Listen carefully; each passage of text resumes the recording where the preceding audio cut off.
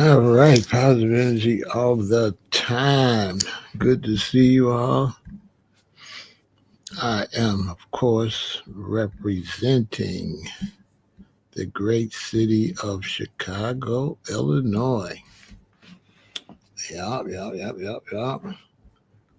Shout out to everybody over there on Twitch, Kick, YouTube, and of course, Facebook. Salute to everybody.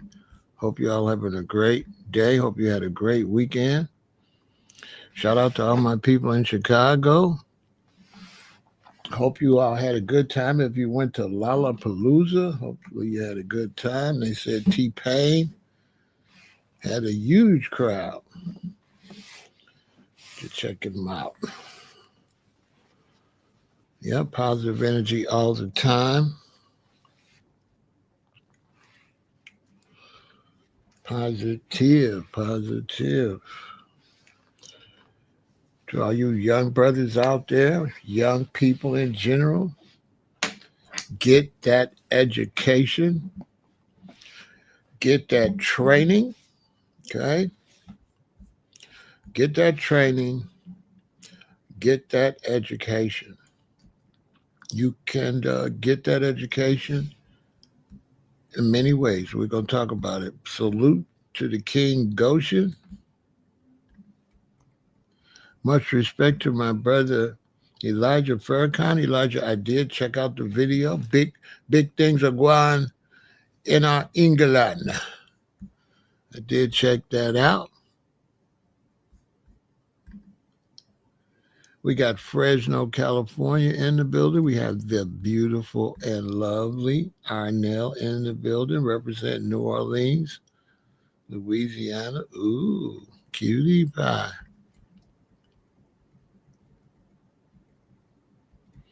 Rep your city, rep your city, rep your city. I'm over here giving an update on the fundraiser, the first of many. We have San Francisco, California in the house. A friend asked me to help.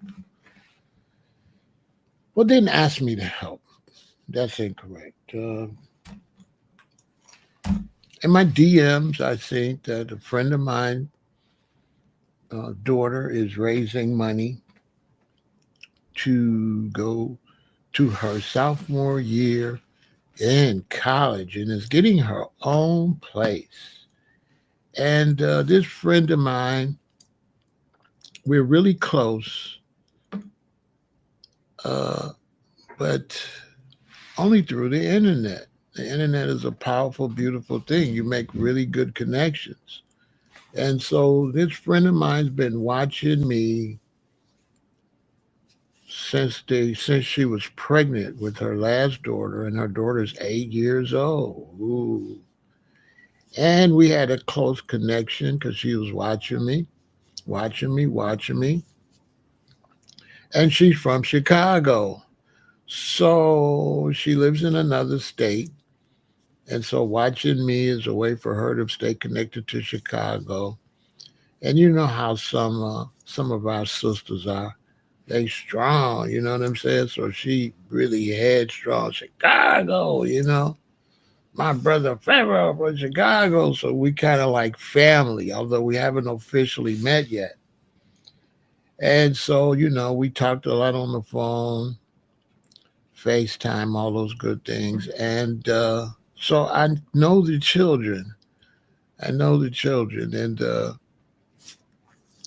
anytime the children would make some type of accomplishment, she would send it to me because what happens is I end up with extended family by going live, and then I end up with a lot of children. I end up with a lot of children. I end up with a lot of homies. I end up with a lot of brothers because their wife watch me all the time. So then she always Pharaoh, and the husband be watching. So me and the husbands end up tight because they know their wife could watch me. They know I ain't no weirdo, right? So their wife could watch me, have a good time without worrying about me doing no weirdo stuff that's ruining their marriage. They know I'm pro marriage, right? So if a woman's watching me and she say, "Oh," and she mentioned her husband, I'll be like, "Tell your husband I said what up, though." You know what I'm saying? And then don't. If you married and you watching me, tell your husband I said what up. That's how we get out over here. We pro marriage, right? And so the children be watching because the mama be watching. So the children be, supporters. And so her children is like super talented. So they like, send Mr. Pharaoh my singing, send Mr. Pharaoh my drumming, you know. So everything my younger supporters be doing, you know, uh, they mamas and them send me their stuff. Alexis the same way. When them kids whatever them kids do, whatever Alexis children accomplish, Mr. Pharaoh get to see it. You know what I'm saying? You know what I mean? So it'd be like an extended family. Like Alexis is like my sister. Unfortunately, because she fine as hell. I'm like, why does she got to be my sister? But it's cool. Alexis, girl, stop. I seen a picture of Alexis the other day. I was like, ooh, ooh, Jesus Christ.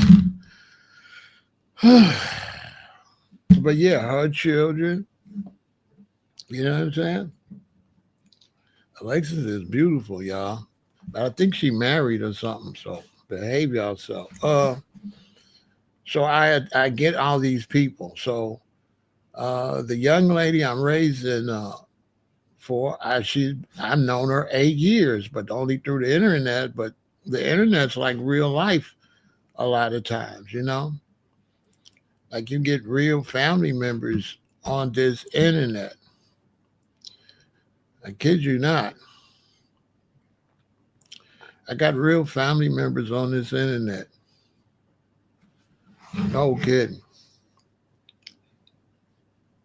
I kid you not. This internet is a beautiful thing if you use it in a positive way. This internet is a beautiful thing. Like my brother Andrew. Andrew is like a real family member. If Andrew have problems, if the problems get a little crazy, he know I'm coming. Don't give Andrew no problems. Right? So I'm adapting this large family.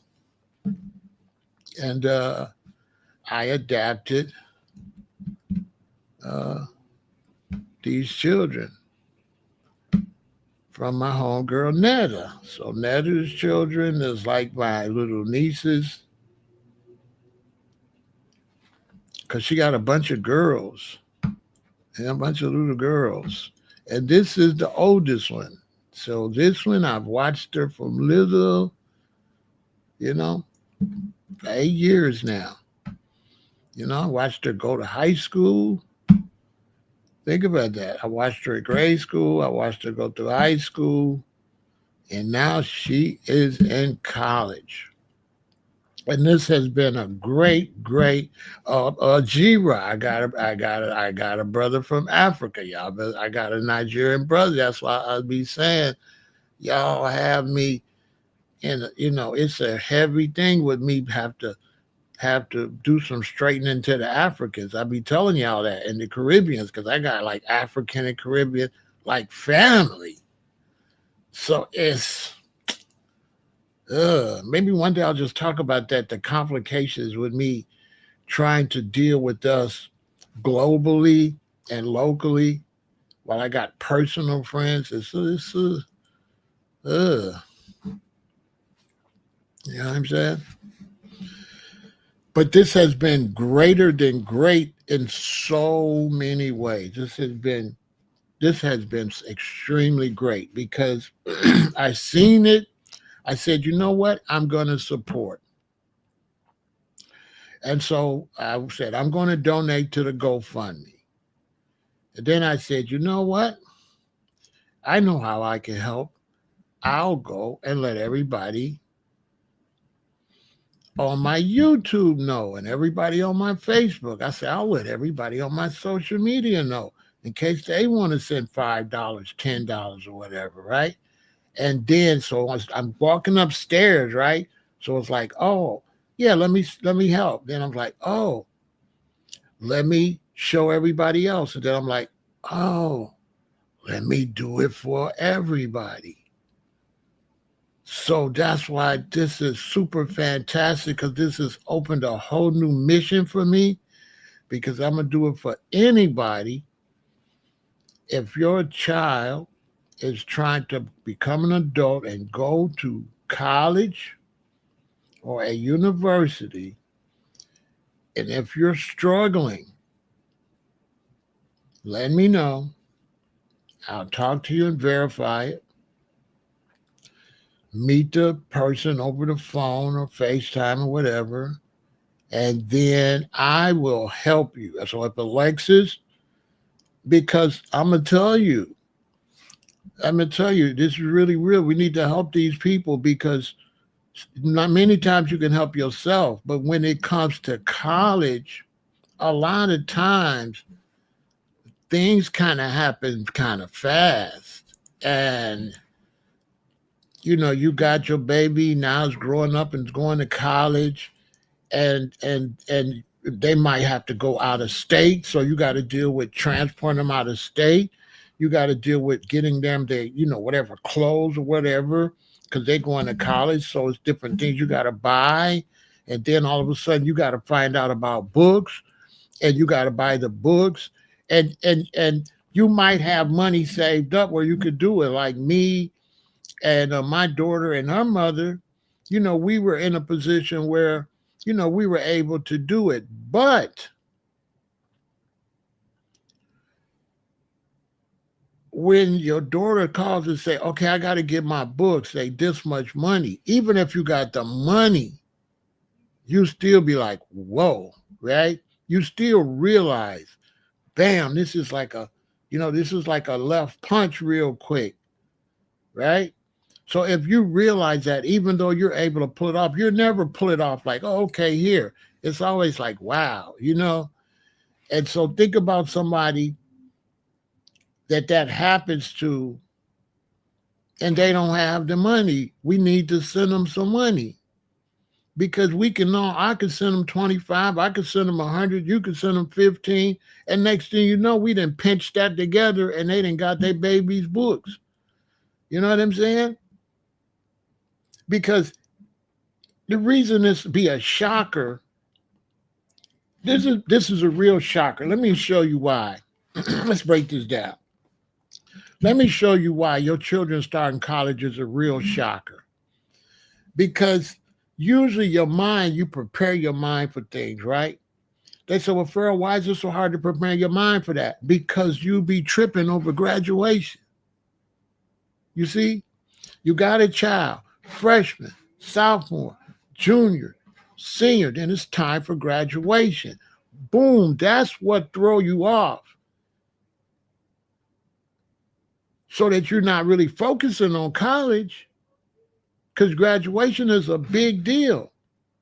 So now you got graduation, so you kind of like, wow, you're really hyped over graduation. So you got to come off of this high from graduation, and then you got to immediately now switch because it's not like when your baby in grade school. When your baby in grade school or even in high school, they get out for the summer, it's like 3 months, right? Then they go back to school. But no, not for college. They got to go back earlier. So it's not 3 months, it's like 2 months. Like that's what it feels like. I don't know. Somebody get in the chat, tell me how much time it really is. How much time is it from graduation to go to college? It ain't the same amount of time like their regular summer vacation. I can tell you that. It come quicker. Your little children ain't getting ready to go back to school yet when you take that one to college. Am I lying? So it's like, whoa, right? Oh, then your head, because mommy separating from their baby. Daddy is, if in some cases, it's a single mother. Yeah, it's a single mother. How we can't help her? You know what I'm saying? It's a single mother. You know what I'm saying? How we can't help her? But then daddy, if it's a mother and a daddy, daddy's feeling kind of fathers, we real like protective, like the head gorilla in the bunch of gorillas, or the head lion with the pride. So it's like we be going through something because we thinking about their safety. The relationship, the relationship gets crazy because mommy begins to have empty nest situations and midlife crisis in some cases. So, mommy, the relationship could end up very strained in this point. Okay. Okay. Because it's like the mommy start like having like certain mental issues, not in a negative way, but certain mental issues with herself. In some cases, it might be close to menopause, depending on which child it is. If you got two or three children, and the oldest one, and it's the youngest one, mommy got a little age on her. So now it could be menopause, it could be empty nest. Like if she had two children, then one went to college, and she got the one more. Then when the second one go to college, you know what I'm saying? So there's a lot going on right in the midst of all this situation trying to get your child to college. And then where are they going to college at?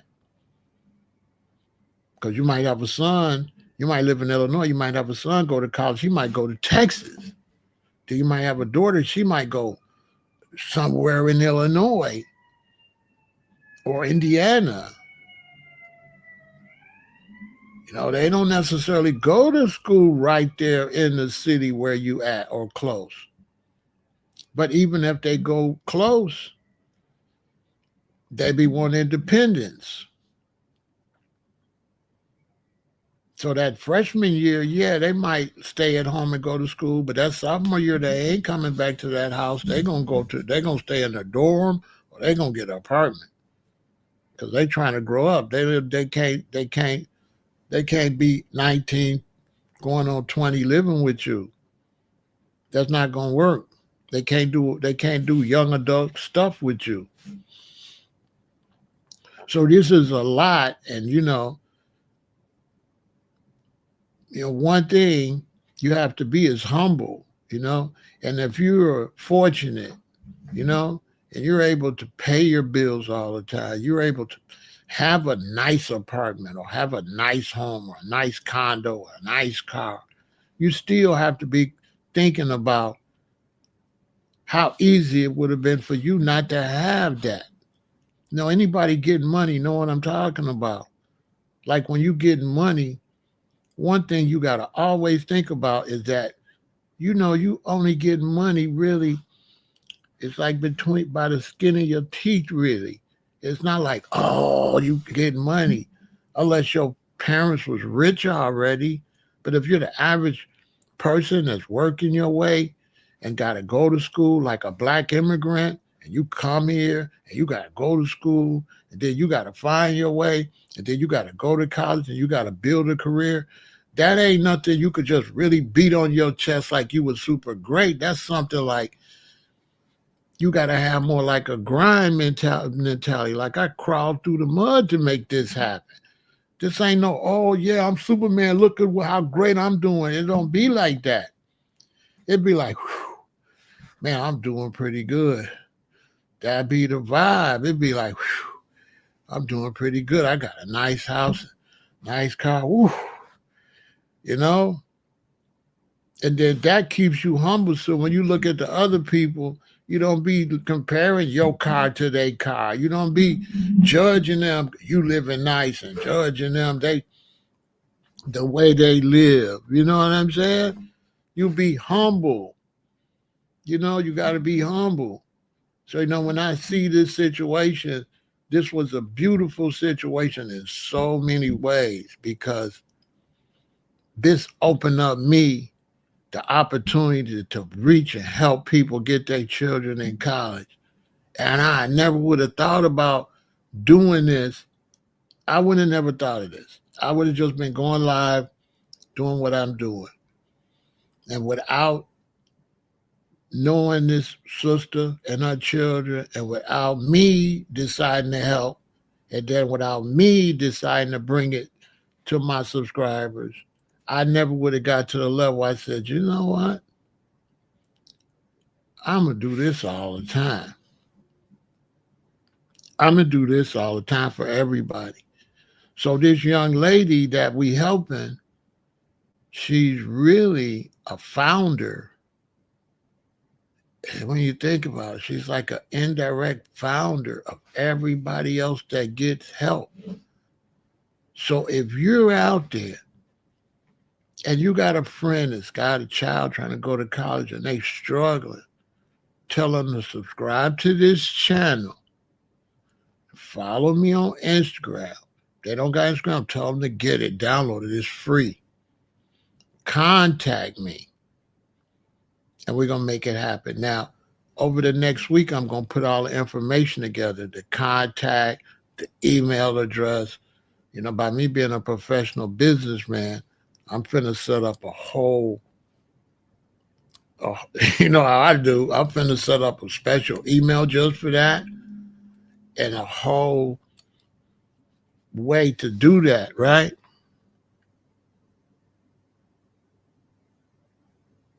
Yeah, that like that. So yeah, I might try to look into working on that and make it a non-for-profit situation because I'm looking like this, G Rod.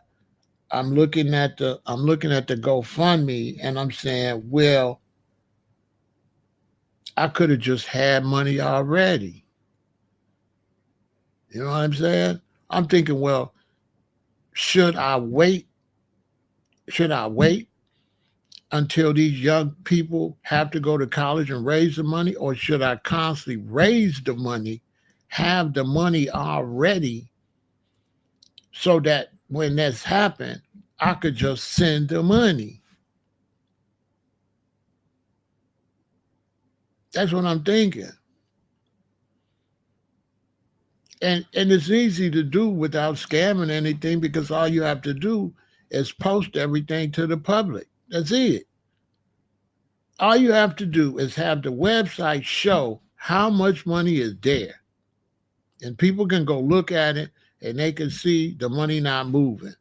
They can see I ain't went and took no $5,000 out and all that crazy stuff. They can say, hey, if it say 16,500 today, you go in 2 weeks and say 16,500, unless somebody needed some money, and they will be on there and it would show how much they got, and then you will see the money be subtracted based on what they got.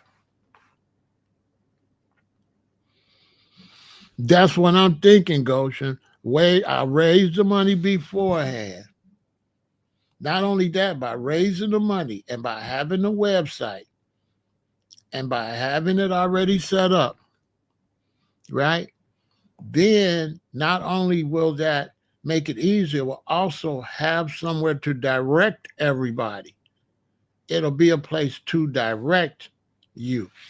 The only problem is to make sure scammers don't come asking for the money. So I got to find a way to make sure that there's really a child and that you really need the money, so that just somebody don't come and say, oh, my daughter going to college, and it ain't no daughter. And we just sent you $3,000. You don't even, and you know what I'm saying? And you don't even have a daughter going to college or nothing. So I got to figure that part out. How do I verify? I got to have a verification that this person actually exists. That's the key. You said that's easy. Okay, I got to figure that out. Maybe I'll talk to you offline to figure that out. I need to be able to verify that person exists. maybe by just sending me some information about uh, uh, uh, the college, proof that they go to the college some type of way. But I tell you this, it'll be one of the best things. Right, super realistic app. Right, right. I'd have to have a way to verify. You know what I'm saying?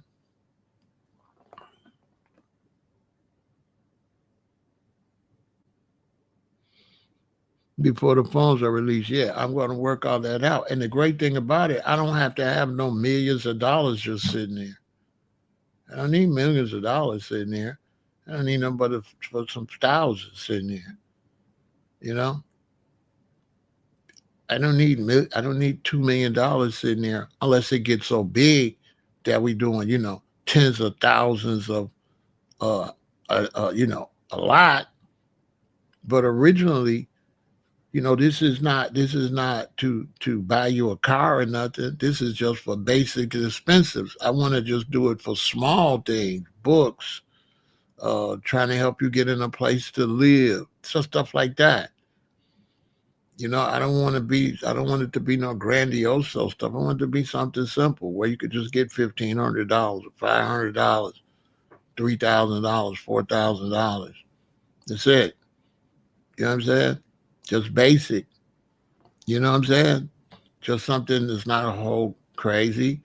Just help to take the pressure off the people. And then let's say it's a situation where it's a young man. He lives in a bad situation. His mother might be on drugs or something. And he come up, he was getting in gang trouble and stuff like that when he was, a freshman or sophomore. He turned his life around. He went on ahead and he graduated. Now he want to go to college. But his mom ain't got nothing. Nobody ain't got nothing. There should be some kind of way he could contact us and we help that boy go to school to get him up out the streets. In a case like that, if I could verify, I'd be willing to raise the money to pay all his shit. Pay all his stuff to see him all the way through college. I'd be willing to raise the money to do that, to get that young man out the streets like that. And the pride I'll have 6 years later, he married, got a good job, got two children.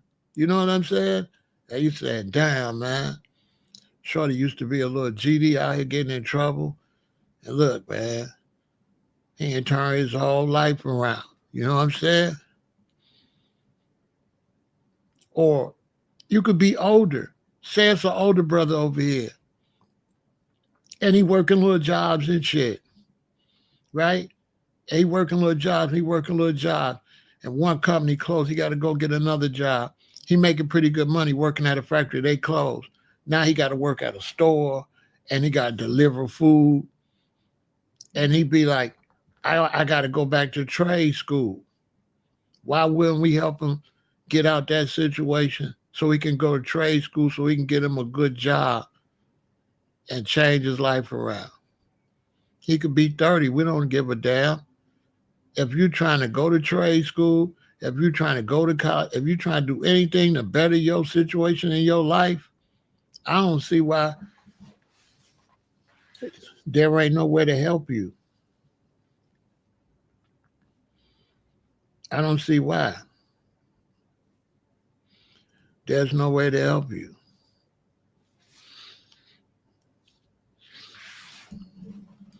And then when it gets to a situation where it's all different people from all different races, I don't care either as long as all different people from all different races is donating. If everybody donating, then everybody is welcome.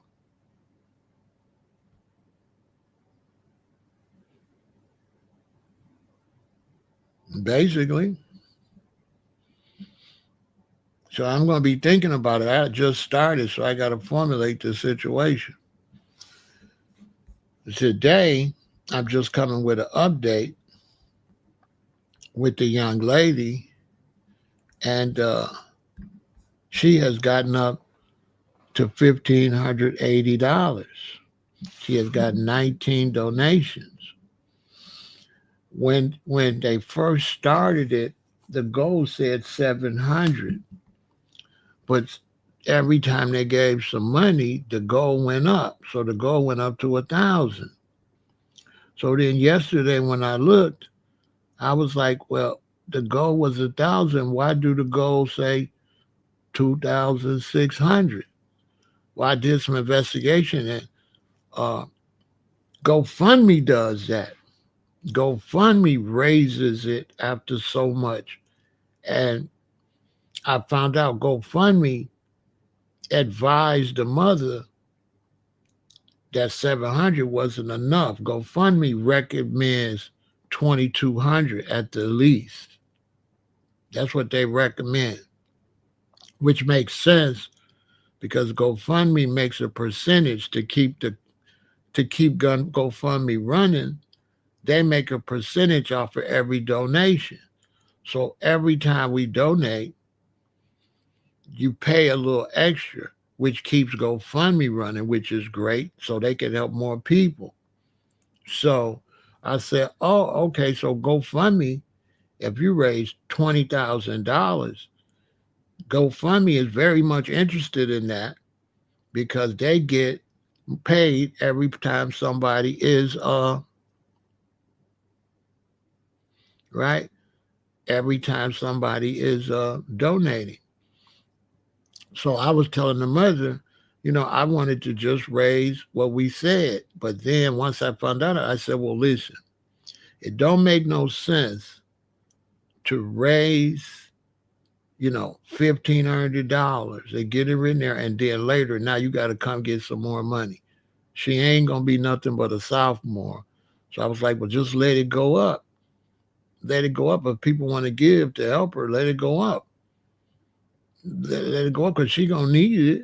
And so I said, all right, well, then let it just go wherever people want to donate. Let it go up. And it is what it is. And after so long, we'll just shut it down.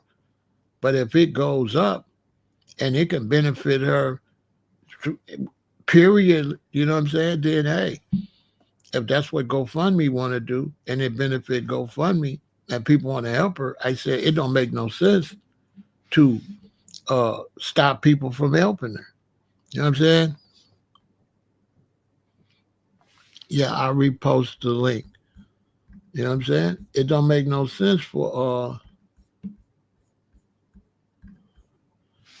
GoFundMe. It don't make no sense to cut it off if this is how GoFundMe want to go. You know what I'm saying? So I'm like, well, listen, man, she ain't nothing but a sophomore. So if you can get some money in her bank account, she get the place because when she get the place, that's another thing. That's another thing. Because I'm like, she going to school for film and stuff like that.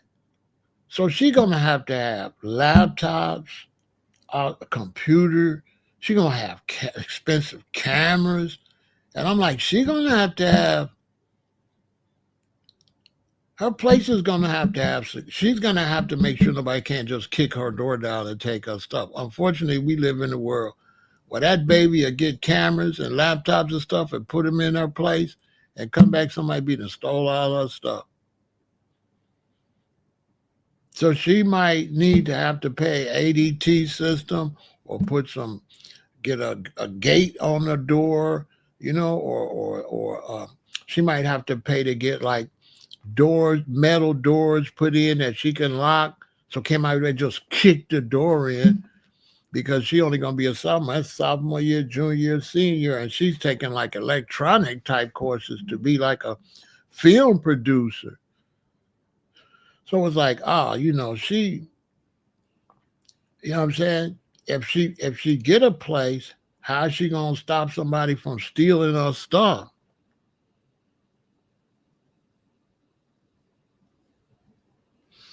Right. I'm gonna tell her don't turn that feature off. Right. You know what I'm saying? I'm gonna tell her right now. You know, I'm gonna tell her right now, don't turn that feature off. Hold on, let me let her know right now.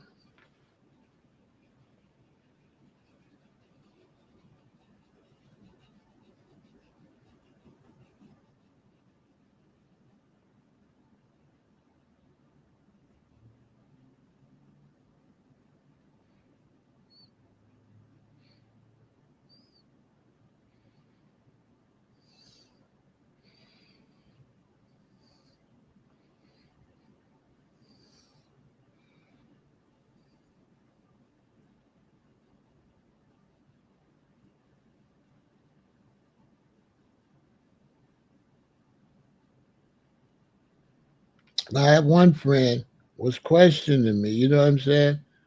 Was questioning me saying, you know, is this a scam, this and this and this? And like I was telling my friend, I was like, no, I know this lady. This lady got, I think, like 4 daughters. She take care of all them daughters by herself. She moved from Chicago to another state. I know for a fact she take care of them daughters all herself. You know it's a good mother when she's sending you videos of one baby playing the drums, the other baby playing this instrument. The mama went and bought that stuff. That's how you know it's a good parent,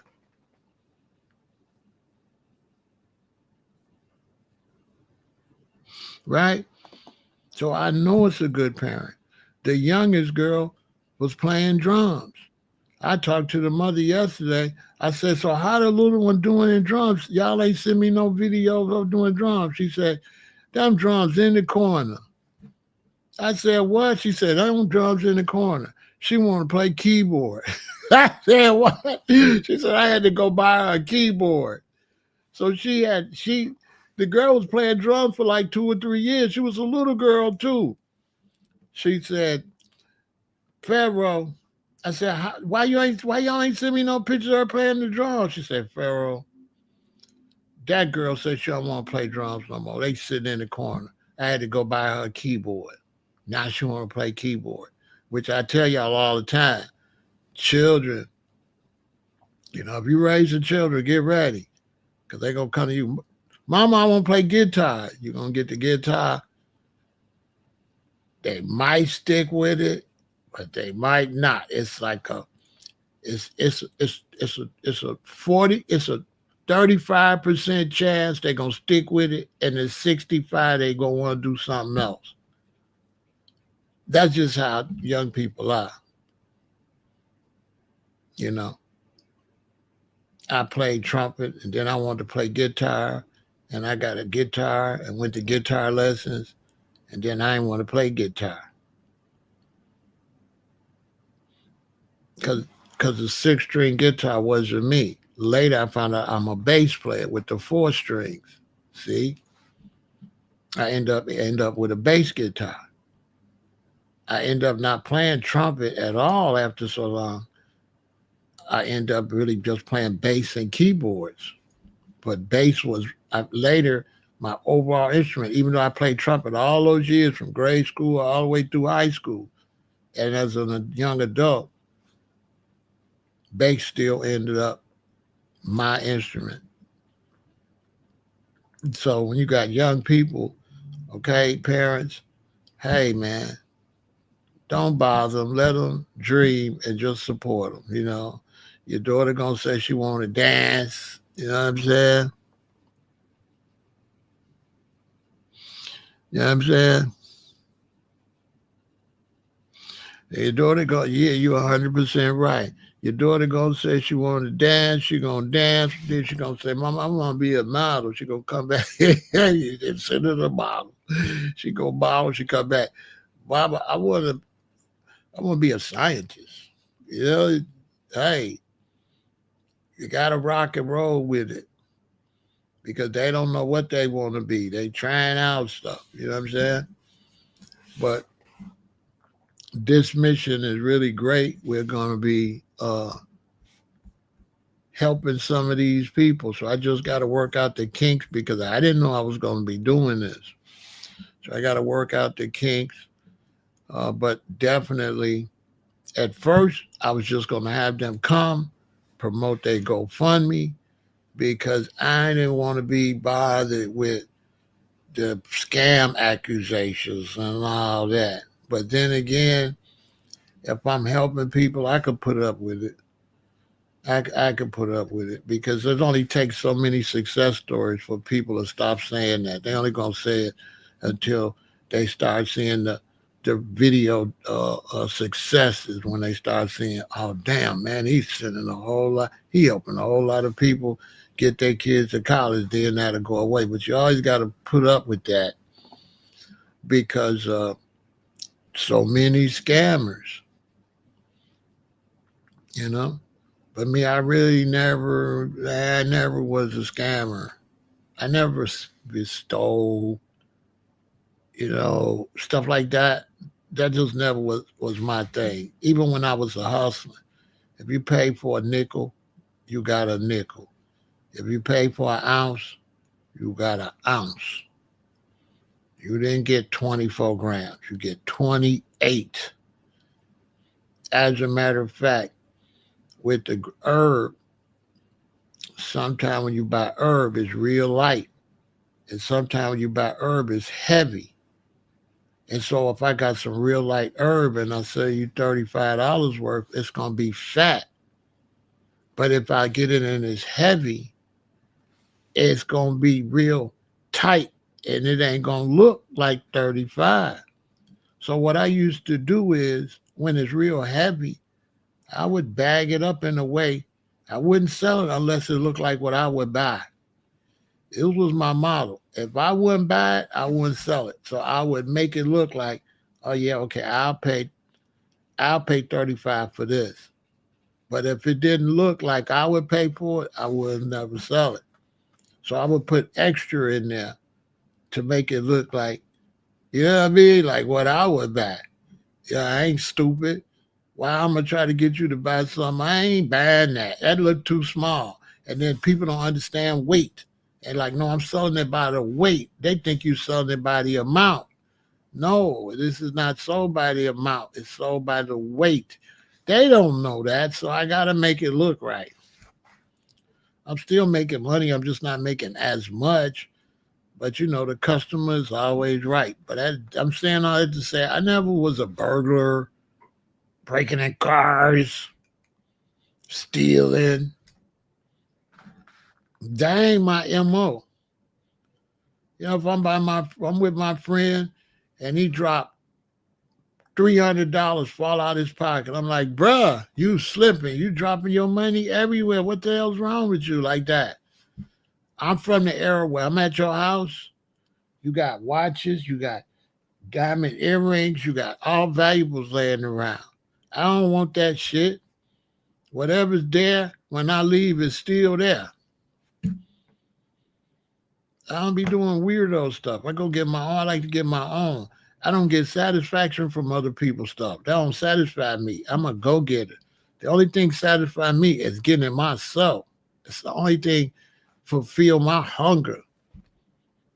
I can't fulfill my hunger with nobody else's stuff. I don't feel that ain't no accomplishment. What kind of accomplishment is that? That ain't me. That ain't me. I ain't never been no robber, no stick up kid, or none of that. I ain't got none of them type of charges in my life. All my charges was for selling. you know, Before there was dispensaries, I was the original dispensary, and that was God's work too. You know what I'm saying? Don't be respected. You know what I'm saying?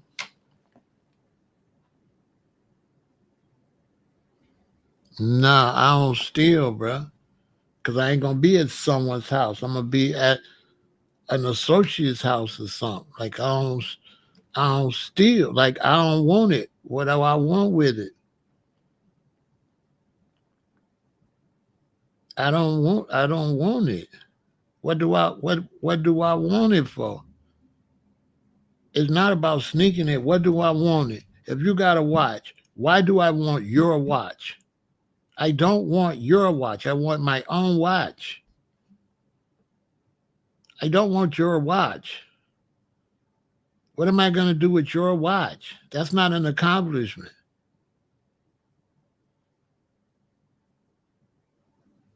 I'm not a thief.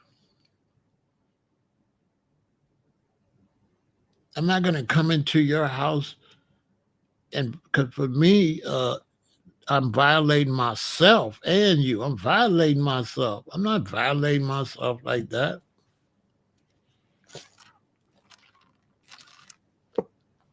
I'm really a G. Don't get it twisted. I was around people had millions of dollars and watches and shit laying everywhere. I don't want that shit.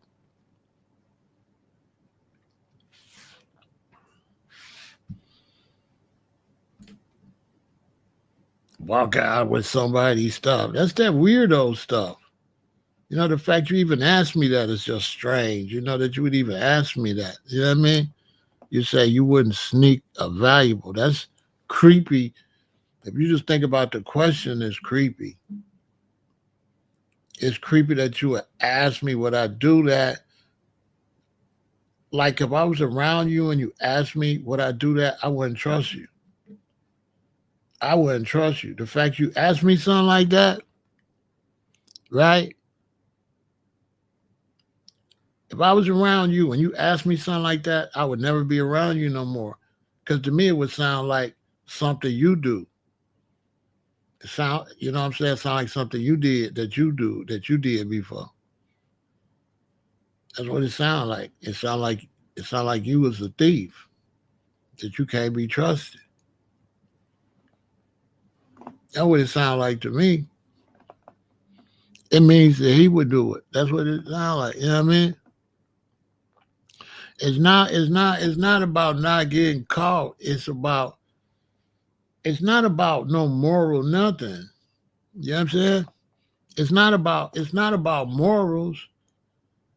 I'm a G. You know what I'm saying? Bums, that's for bums. If you get money and you don't, you know what I'm saying? People that go get money don't steal. Only that's bums. I ain't never been a bum in my life. Everything I had, my parents bought me growing up. I ain't never been a bum. That's a bum. If I got a tailor-made suit, I gotta be to pay for it. I gotta be to have my own money and pay for it. That's the only way I feel good. I won't feel good if I steal money and buy it. How that's not an accomplishment. An accomplishment is what you work for. It's the only accomplishment.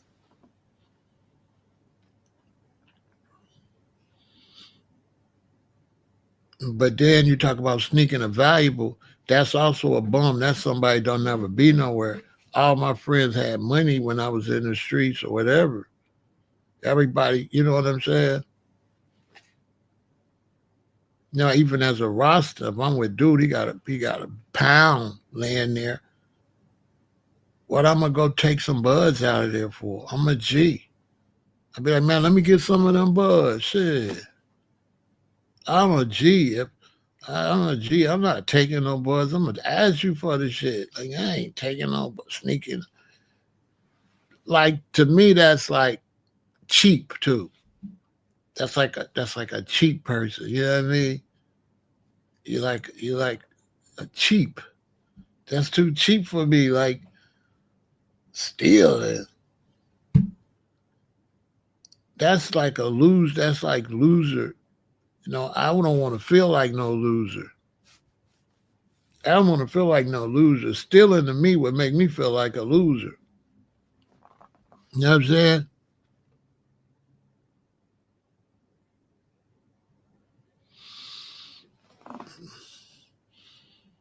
Yeah, plus, yeah, it make me feel like a loser. If I was stealing, ain't no way I could feel good about that. But I grew up where, we all was go-getters. I've always been around go-getters since a baby. My daddy was a go-getter. My daddy went and got his own Cadillac, his own wife, his own house. You know what I'm saying?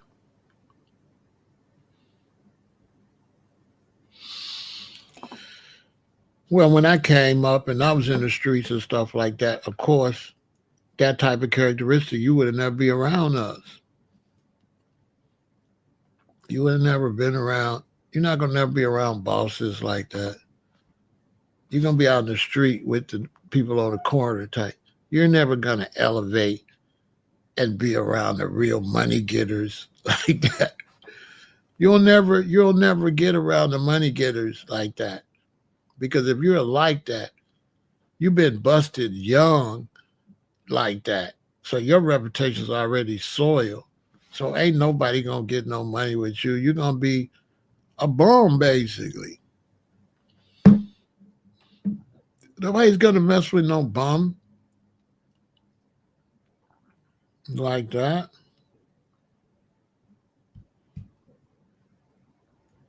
And then just ask me that is weird. Cause it's Chicago. You know what happened if you take somebody's stuff and they know it was there and it's gone when you left?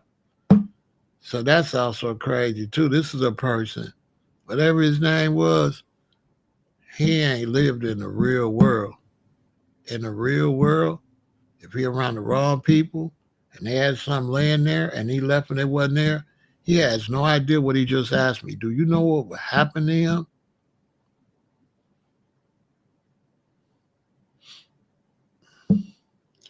You know what would happen to him in Chicago if he did that around some money getters and he left and there's something missing? Man, listen.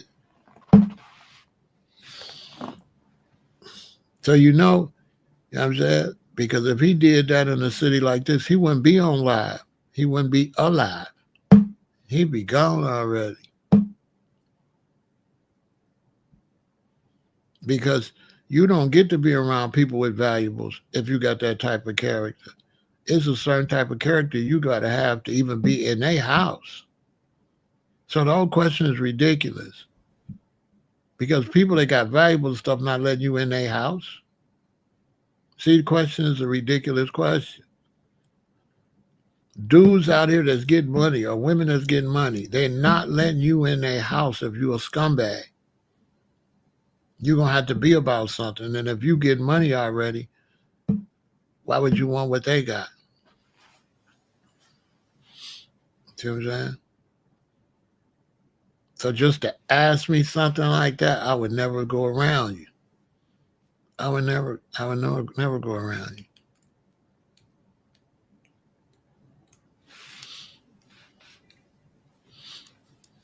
So he's not real. You know what? In the world I lived in for a while, let's say I'm driving around. You in the car, and I bring that up, man. Dudes be stealing all that. You said, man, you wouldn't pick up no valuables in nobody's house. I won't say nothing. I get on the phone. What up, man? Where you at? Hey, I'm finna stop by. I'll text him. Hey, when I pull up, pull this dude out the car. I pull up, it'll be 4 or 5 dudes out there. We'll get out the car friendly at first. What up, man? He'll think it's all good. Then they'll grab him up, take him in the house. What's up, Ro? What's going on? Man, I'm in the car with this dude. He asked me what I steal from somebody.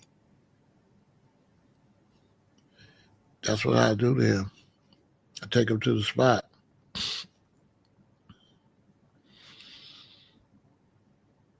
He asked you, would you steal? Would you pick up somebody's stuff? What? They'll pull him out the car. Because in the streets, you're a snitch. You're a rat. You're a snitch. See what I'm saying? A rat is a rat. And then everything associated with a rat is going to be associated with you. Everybody going to be like, not going to be happy that they know you. And now they feel like if they know you, they feel like they expose themselves. So if I was around you said that, I would feel like now I'm exposed. I didn't put myself around somebody I can't trust. I got to fix this. You know what I'm saying?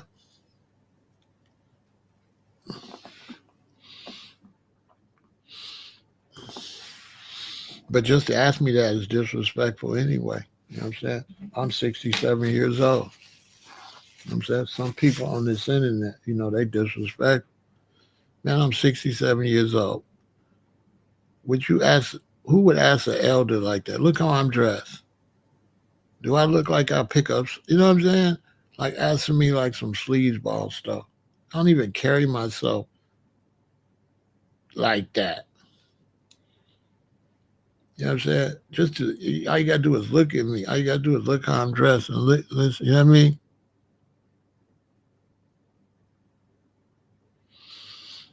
Man, listen. Outside they don't do rats, man. Listen, and we're gonna get back on the subject, but I like to teach, so we can talk about it. Listen, man. If you get money like that, you're around people getting money. Okay? You're around people got 3, 4 Rolexes, Cartier, Cartier glasses. You going in a house with valuables everywhere just laying around. Because to you it's just glasses, but these be Cartiers and he just sit them down. He not sitting them down like they worth $1 billion because all his stuff costs money. So that when you go to his house, yeah, there's Cartier sitting down, his watch is there. He might have took his big diamond out. It might be in the ashtray right there with the watch. Everything they, you know what I'm saying?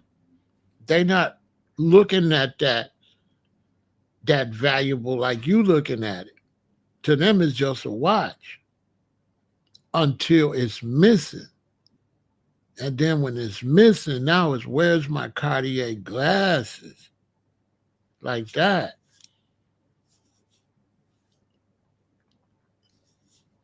But, in that world, you got on Bally's. You got on, your car nice. Ain't nobody thinking about nobody with no brand new nice car stealing that don't make no sense. And if you got a raggedy car like dude probably, they not even nobody with anything valuable is gonna mess with you. People that's got value only mess with people that got value. People that got value don't mess with broke people. And you gotta be broke to think like that. Ain't nobody with no money give a damn about nobody else's valuables. They probably got the same thing already. So that's like a question based that these people got valuables, and I don't, right? So that's why he asked me that. If you was broke and didn't have nothing, and you was around in somebody's house that had a lot, would you pick up something? You would never be in their house. When they need work done at the house, like carpet cleaning stuff, they put all their stuff in the safe. He ain't never got no money, and he's a scumbag. To ask me that, see, a person with some type of dignity, they ain't even answer no question like that. Just to ask that question, you know what I'm saying? That's like asking me, so Pharaoh, you would never sleep with a child? Right? What would that sound like?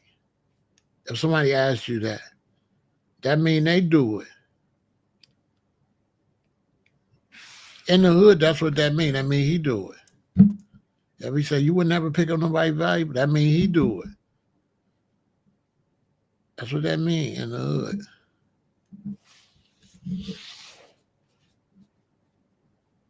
If he said that really around even guys that ain't got no money, if he said that on the block, even with the scummy dudes on the block, bruh, they wouldn't respect that.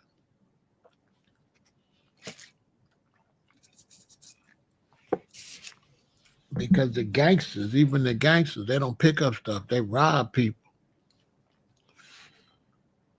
They don't like the idea of sneaking. They like the idea of kicking your door and running in. Hey, put everything in the bag. They don't like sneaking around. The strong arm robbers, they like strong arm robbery. They like burglaries. Boom, go take all your stuff like that. They don't like hiding nothing in the pocket. That's the lowest. That's like the snails. You know what I'm saying? That ain't like the rats and the raccoons. The rats and the raccoons, they ain't picking up nothing but that thing. You know what I'm saying? They taking your stuff. Now that's respected in that group. Taking, but picking up sneaking, that's like the lowest. You're like, ugh, you know what I mean? You ain't even no gangster.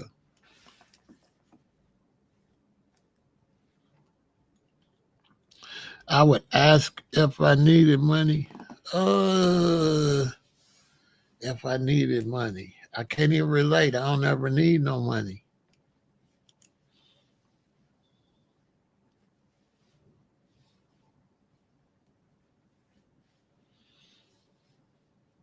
So I can't even relate to need money.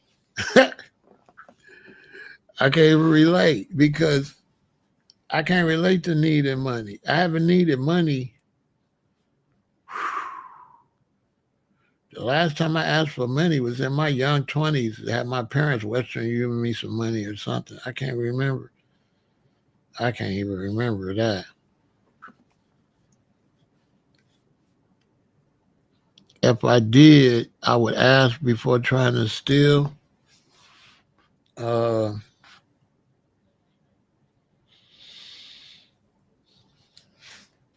uh, I don't know. I have to think about that.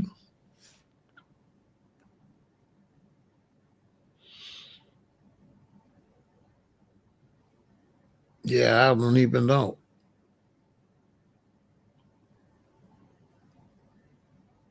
Because when I need money, I try to think about some kind of way to go make some. It's the first thing I think about is how I could go make some. I'm not really be thinking about asking, but then in my life, I keep myself insulated. So I got a queen. It's me and my queen, and we both get money. So if I get low on money, I tell my queen I need 700 to do this. She give me the 700. Boom, I give it back or not. I might not give it back because the 700 should I just gave up 1,500 4 months ago.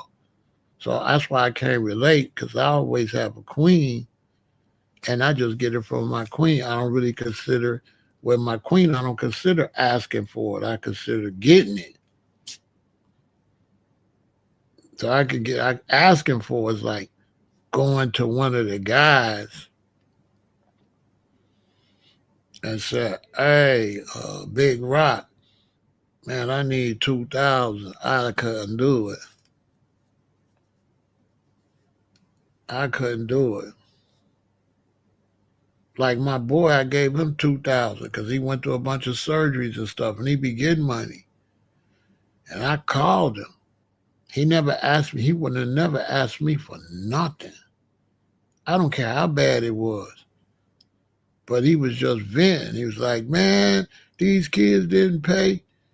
Man, they lived in the house, man, and then drove up the taxes, didn't pay the taxes, man. I'm sitting there chilling around, and I get the bill from the tax, 13,000 here, 18,000 on the other house. Where these kids up in my house ain't paid no taxes.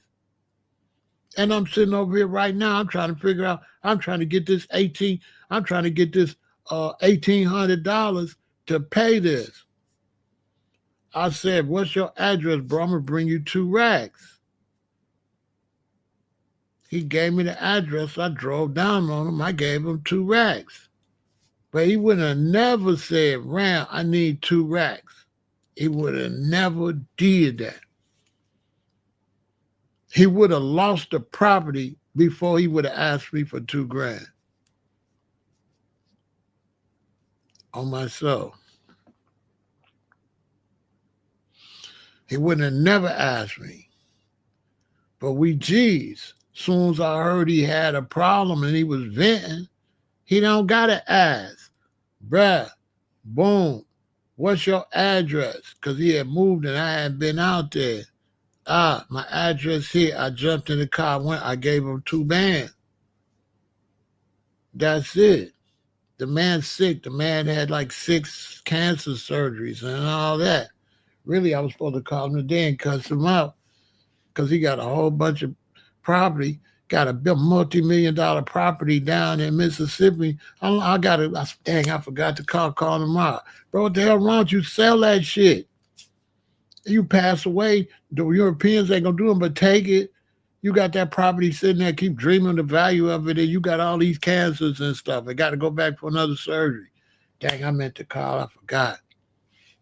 Got to call him tomorrow. But he wouldn't have never asked me for nothing, ever. He would have sold a car, whatever. We don't do that. We ain't doing that. All you could do is ask for some work so you can make some money. You can ask for me to front you some work if I got it. I ain't in that world no more, but that's it. We ain't asking no man for no money. The only way I'm asking man for money is my mama and my daddy. I ask my daddy though. Daddy, I need 3,000. I asked daddy. My daddy passed away. My mama too. I asked my mom and my daddy. I asked my sister. I asked my sister. I called my sister. My sister got big money. I called my sister. I need 20,000. She'll be like, 20,000? What is it? Okay, I'm gonna send it to your bank right now. So I called my sister. I could probably get 100,000 from her because she a money bags. She's saving all her stuff. You know what I'm saying? I could probably get I call my sister. I call my sister. I wouldn't feel no way about calling my sister. I ain't got no brothers. It's just me and my sister. It's only was two of us. I call my sister.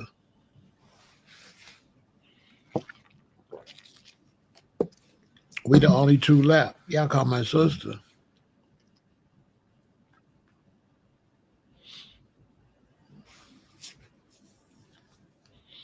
I wouldn't feel no way if I call my sister because if somebody messed with my sister, I'm gonna do a $500,000 hit. I'm gonna knock you off. So it's a fair exchange because I'm super security. I'm security. My sister, my sister, if she was a different person, she would owe me about 2 meal. Because I've been my sister's security since little. She had a great life. Imagine, I'm the oldest, so all my battles, I had to deal with them. My sister didn't have no battles and no enemies. My sister didn't have no enemies. You couldn't be her enemy. You're going to get your head knocked the fuck off. You know what I'm saying? So she lived a great life. She don't got no enemy. Even today, she don't got no enemies.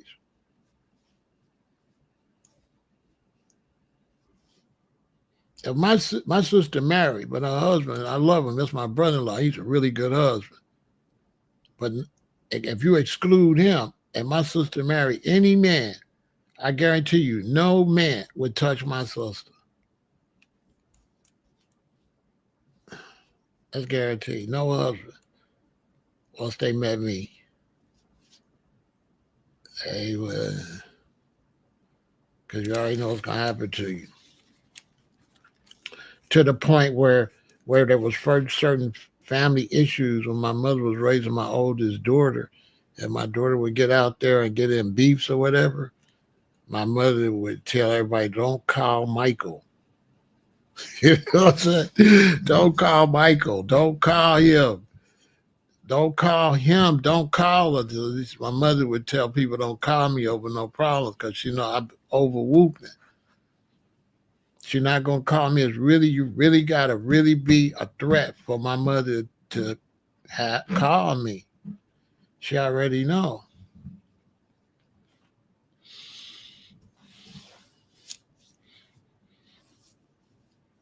When I was young, I was probably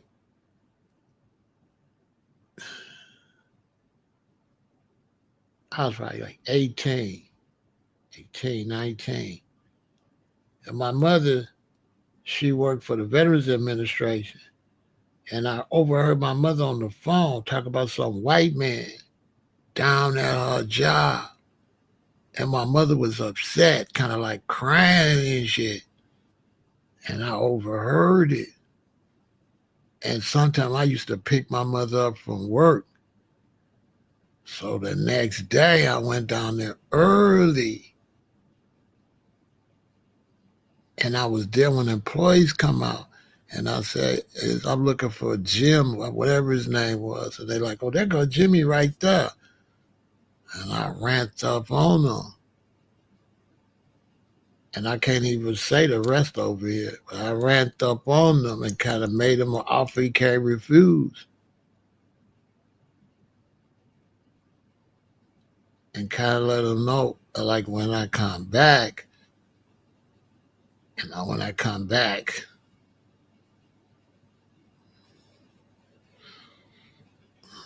her problem went away. She never knew.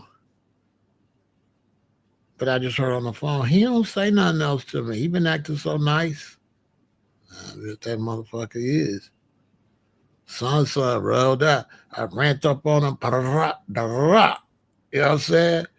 He was like, no, motherfucker. Like, my mama is the working lady and stuff. I'm not. I'm really that. You know what I'm saying? My mama is the working lady. My daddy's the working people. I'm a gangster, basically. I'm a little gangster. I'm just Stu Gambling. What's wrong with you, Kid Funk, boy? This Kid Funk, boy. Laid down a little straightening. Bow. Because if Randolph find out, he gonna pop you. So I couldn't let my daddy find out. Yee. He would have got locked up. My daddy would have went down there with the rifle. Or that big ass pistol. You know what I'm saying? So I ain't tell my daddy. I ain't telling him. You know, he's a regular hard-working man from Alabama. You know what I'm saying? And that's his wife. You know, that, So I jumped out, gave him a little straightening, and got back in the car real quick before my mama came out and picked her up. You know what I'm saying? I never mentioned it, but she didn't have no more problems and shit.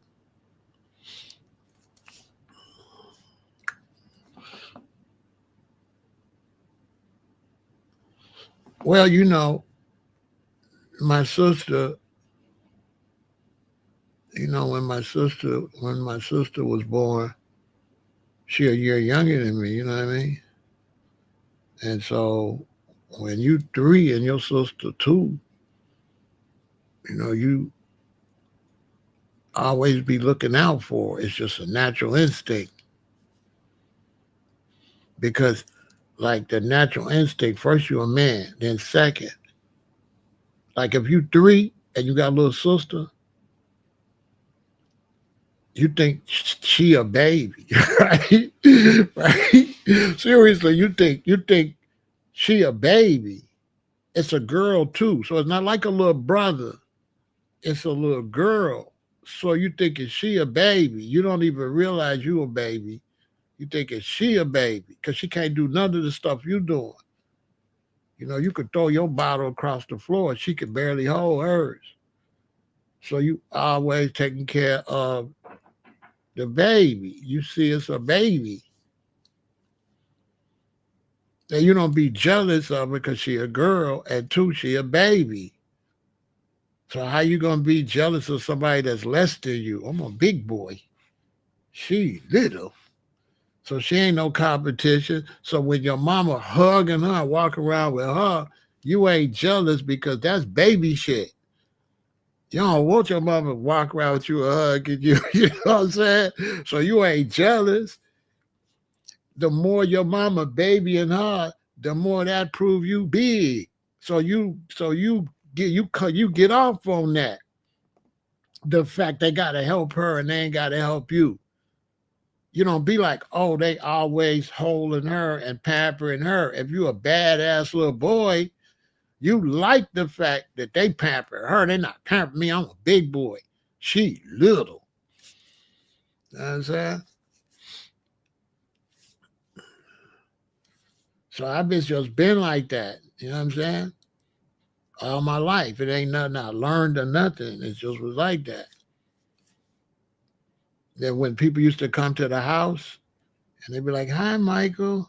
Hi." I ain't gonna say my sister's name. I could read my sister, man. So I would be like, her said hi. Like that. My mom always teased me about that. I said, her say hi. And she said, she's so cute. I look at her. She don't like you. I could tell if she, and my mother say, I hated you saying what she was thinking. Because you was too brutally honest. He said, my mother said, you could look at her and tell if she like him or don't. And I would look at her and say, she don't like you. Or she said hi. If she liked you, I'll say she said hi. If she ain't like you, I'll say, I don't like you. She don't like you. So you imagine I got to walk to school with my sister, second grade. I go to kindergarten by myself. She too little. So I got to walk her to school, second grade, third grade, fourth grade, fifth grade, sixth grade. We going to school. My parents from Alabama.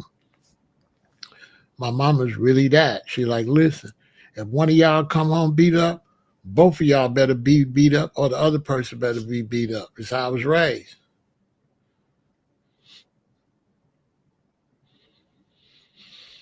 But when you in the fifth grade and your sister in the fourth grade and some little fourth grade boy bothering her, you run up on them.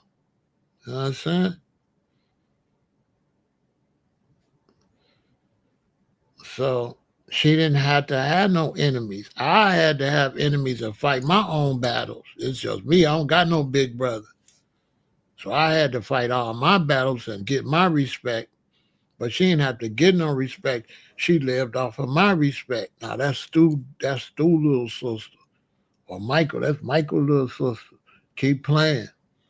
And then back in those days, my little crew in the fourth grade, me, Richard, Phil, and us, if I got a problem with you, Richard, Phil, Andre, the crew got a problem with you. We a mob. You know what I'm saying? You got serious problems. You know what I'm saying? So, no, it was just like that. I went to Luther South first, and then she came second. She ain't got no problems. You don't have problems when you got a big brother, aggressive big brother. Then I talked my parents into sending her to Percy L. Jr. I said, Daddy, don't send her to this Lutheran school. They ain't got nothing. They open based on the y'all paying our tuition. Public schools got everything. That's why my sister an engineer right now. So my daddy, listen, we went against my mama, me, my sister, and my daddy, we conspired against my mama and went and got her in Julia. My mom wanted to keep her over there. I talked my daddy into it. Daddy, why you paying all this tuition for her? Blah, blah, blah. Send her over there. They got better science and all that. My daddy rolled with it. We got my sister, Percy L. Jr. in her sophomore year. She's the first. It was a brand new school. My sister is the first class at Percy L. Jr. because they started the school with sophomores and freshmen. And she's the first graduating class of Percy L. Jr. So once we got my sister in Percy L. Jr., school year started the first year. I tell my boy, get in the ride. Boy, we ride up there. He's sitting in the ride. I hop out. Whoop. You know what I'm saying? My sister with, the young girls and some young dudes, young boys, they're going to be around the girls if they like them. So my sister around like three little young dudes and stuff. They stand in front of school. I hop out. Me, kind of, the way I kind of deal with the dudes was like, what's up, though? What's up with you? You know what I'm saying? And this your brother, what's up, man? I'm like, I'm cool, what's up with you? You know, like that. You know, kind of. I don't say nothing to him, but the vibe is a little gangster. It's not like, hey, what's up? It's like, what's up with you? You know what I'm saying? Kind of like, I'm the one you're going to see if she, like that. So I got to know her little crew, you know? And they was cool, but they didn't have no choice but to be cool.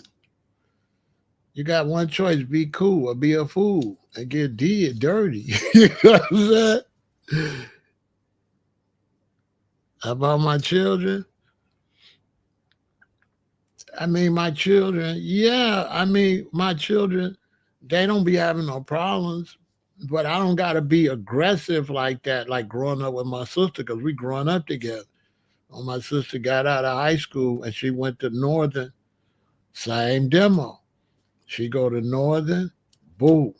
I drive up to Northern, go to her dorm, and what happens is if somebody don't like somebody, if you're from the hood, you know what I'm talking about, or you been outside, when somebody don't like somebody, you can see it. So if you're there with your sister, you can scan the room and you can see if anybody mean mugging her, if anybody whispering about her, pointing and stuff like that. So I went up to the college like about 3 times her freshman year. It was cool. I ain't had to go back no more. With my children, well, I got 3 daughters and I got 3 sons. So with my children, I didn't really have to do much with nothing but my oldest daughter. But my oldest daughter is wild. She like the only gangster. My kids ain't gangsters, so my oldest daughter. So my oldest daughter,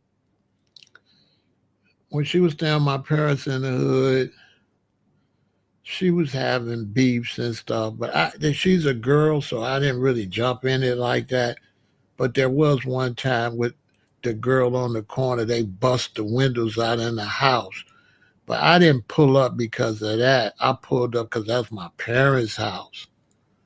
So when they bust the windows at my parents' house, I was mad at my daughter for getting into stuff that's causing her grandparents' house. But I had to go down to the house where the girl bust the windows and threaten the parents and stuff for them to come off that bag to pay for them windows and let them know I don't need to come back. But other than that, only and then one other time it was an older dude. He was like 2 years older than my daughter, and she was on the corner, and he walked up to her and said something inappropriate. I had to go to his house. You know what I'm saying? So I went to his house, rang the doorbell.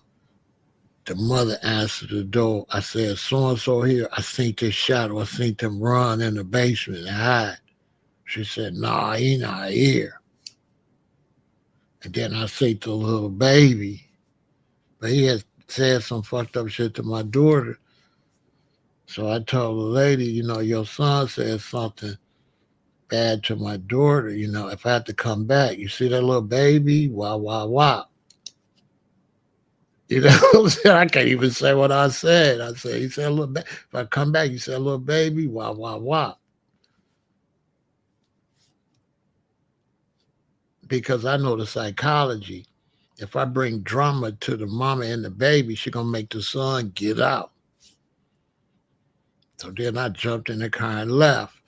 It was about it was about 7 minutes. My phone rang.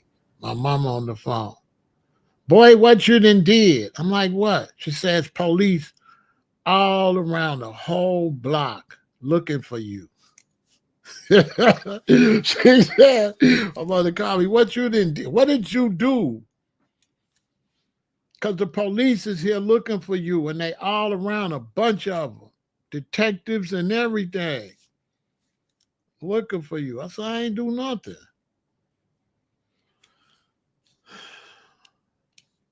I scared the hell out that lady when I threatened that, when I made that statement.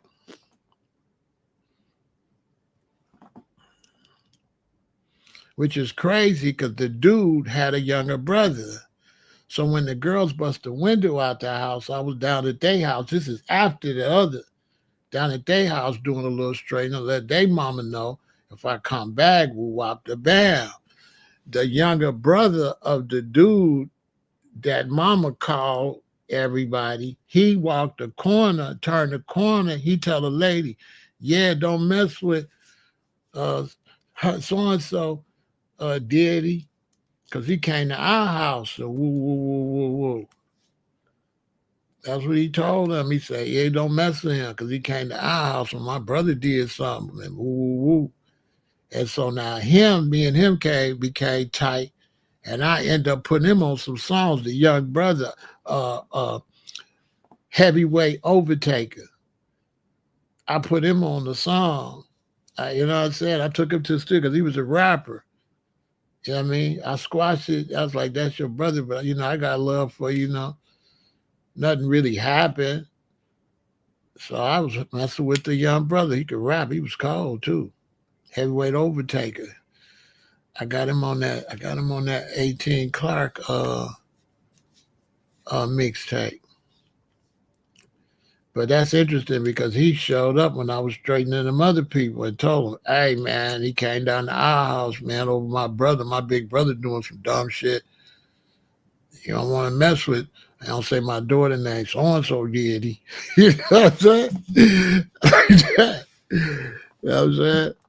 But other than that, with my children, that's the only problem I had. And then my son, some little boys pushed him down one day. I was up there picking him up. That's the only two situations I had. Well, no, not really, because my stepchildren, the twins at O Block, I had to go out of O Block. Yeah, I had to go outside one time at O Block and threaten the kids. I had to go outside O Block and threaten all the little kids for messing with twins. Oh, and then my ex, I threatened her job. she said, I'm not telling you nothing else. Because she had called me from the job crying, talk about the supervisor, whoever, messing with her and stuff. And I called up there, lady, I come up there. So when I went up there to pick her up, even though all that bad stuff happened, she got in the car and said, I shouldn't have called you. Them people start threatening to call the police. What the hell did you say? So I said, I ain't telling you nothing else. She said, I'm not telling you nothing else. Because I called a job like, whoa, you the supervisor, B word out. Come up there and da. You know what I'm saying? That's my boo like that. You know what I'm saying? That's my lady, you know what I'm saying? Yeah, this my lady. It's emotions over this. I love her. What is you doing? She didn't call me and get me, she get me upset. It's only certain people can get me upset. My woman can really get me upset. My woman get upset, I get upset. I get real upset. My children threaten. But I get the most upset over my sister and my woman. But I do go with my children, I don't get upset. I just go and just do a little terrorist conversation just to, you know, I don't really get upset. I just go straighten it out. But with my woman, I get irate. Or my sister. But I ain't had no problems with my sister. And my cousin, because he like my little brother. But he crazy, so I ain't gonna get a chance to do nothing. Because he crazy, he love guns, he crazy. So he, you know what I'm saying? By the time he called me, it's gonna be already his ass. Matter of fact, if you owe too much, I'm gonna go get my cousin and both of us gonna come. And my cousin one of these gun experts, know everything about guns, and he one of them kind.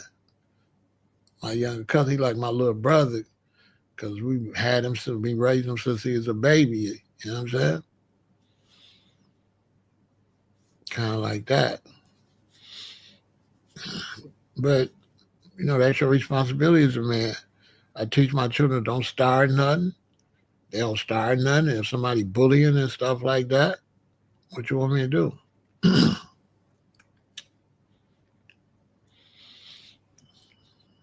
I got to protect them. It's just natural instinct.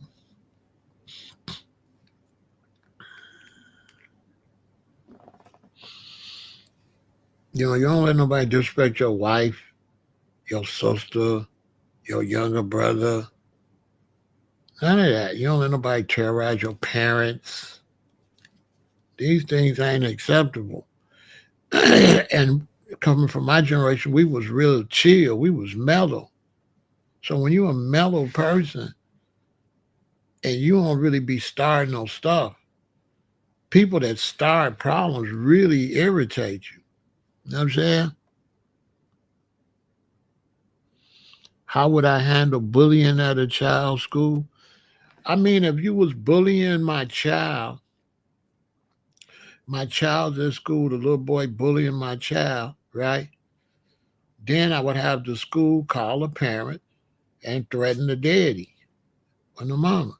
Say, if your son keep tripping, I'm gonna knock your head. I'm gonna knock your noodles out your shit. I put all that in the parents' court. If your son keep bothering my son, I'm fucking you up.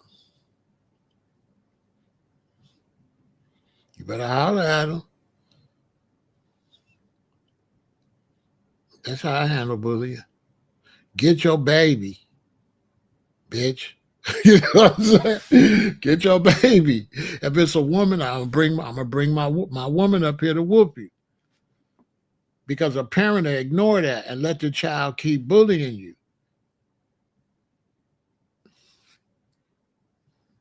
The parent gonna let them keep doing that. So I put the ball in the parent.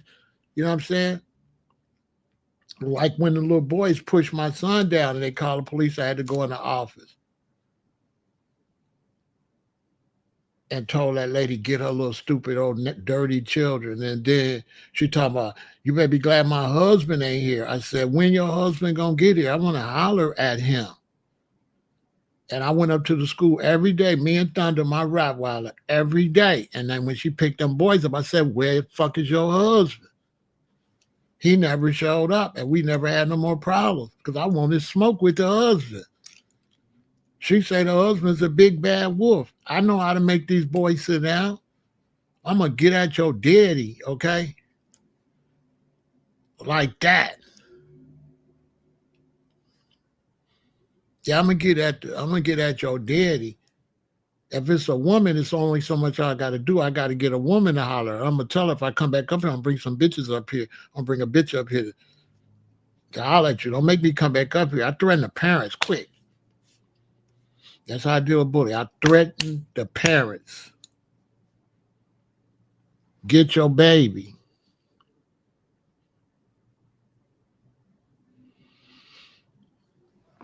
They gonna hit me with threatening.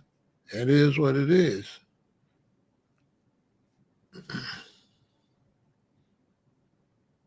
That ain't no I ain't gonna get no time for that. I'm gonna go to court, tell the judge, this lady's kid keep fucking with my kid. I went up there and told her I'm gonna fuck up if she don't make her kid sit down. The judge ain't gonna do a goddamn thing. The judge ain't gonna do shit. My threats be vague. What she gonna say? He said he gonna fuck me up. What that mean? I don't say I'm gonna kill you or nothing. I don't say no words that could give me a case. I said if I have to come back up here, I'm gonna fuck you up. You're gonna go to court and say he threatened me. What'd he say? He said if he have to come back up, he's gonna fuck me up. They're gonna be like, well, what that mean? See what I'm saying? What kind of threat is that? You know what I'm saying? You know what I'm saying? But I mean, it is. This is my child. I'm going to the county jail over my child if I got to. If I go to the county jail and they say, what you in here for, Pharaoh? I'm like, man, I beat up some dude daddy because the little boy kept messing with my kid. They'd be like, on everything. I'm going to be You know what I'm saying? Yeah, I gotta work. I'm not finna tell you what I'm finna do to you because I don't know what I'm finna do to you. It depends on how egregious this be. And technically, in the world of a gangster, I'm not gonna have to do nothing to you once I talk to you. Once I make you what they call an offer you can't refuse. I make you an offer. I say something that make you have to go home and think about it. And then you think about this is too much of a problem. So in other words, your son bullying my son, that's this much of a problem. I make it this much of a problem. So now it makes the parent uncomfortable. This too much. He not talking about arguing. He talking about taking it here. Boy, go to school and sit the fuck down. That's what he gonna tell his son. He over whooping. This the problem. If I go right here, the parents gonna go like that. But if this the problem and I go right here, the parents gotta think about this. Do they want this much drama? So they gonna say, I'm going too far. Nobody wants to deal with it if you're going too far. They only want to deal, they want to play pity pat. They want to go 0, 1, 2, 3, 4 like that. But if you go 0 and you go to 100, don't nobody want in on that. Now, where my daughter had problems with a little boy, I went up to the school, caught the little boy after school, said, come here. So the little boy, we up there, he trying to go to Walgreens, but it's a little playground right there at Dulles. So my daughter said, that's him right there. So I said, come here. You mess with my daughter? He was scared. So I'm on one side of the little thing, the thing kids get on to spin, the little merry-go-round, and he on the other. And as I walk around to talk to him, he running around. I tell him, come here, I ain't gonna do nothing to you. See, it's a lot of different gangster ways. So the little boy, finally, he believed I wasn't gonna do nothing. He came. I said, why you keep messing with my daughter? You like her, don't you? I said, I'll tell you what. He was a little boy. My wife had already told me that the little boy mama be cussing him out, calling him SOBs and all that. So I already know his father passed away, probably in gang violence. The mama all wild, so the boy ain't got no real raising. He messing with my daughter. So when I went to the little boy, I gave him $20. I said, listen, you work for me now, okay? He said, okay. I said, here's $20. He was a little boy. That's a lot of money.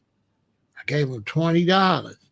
I said, okay, so now look, this is what you do.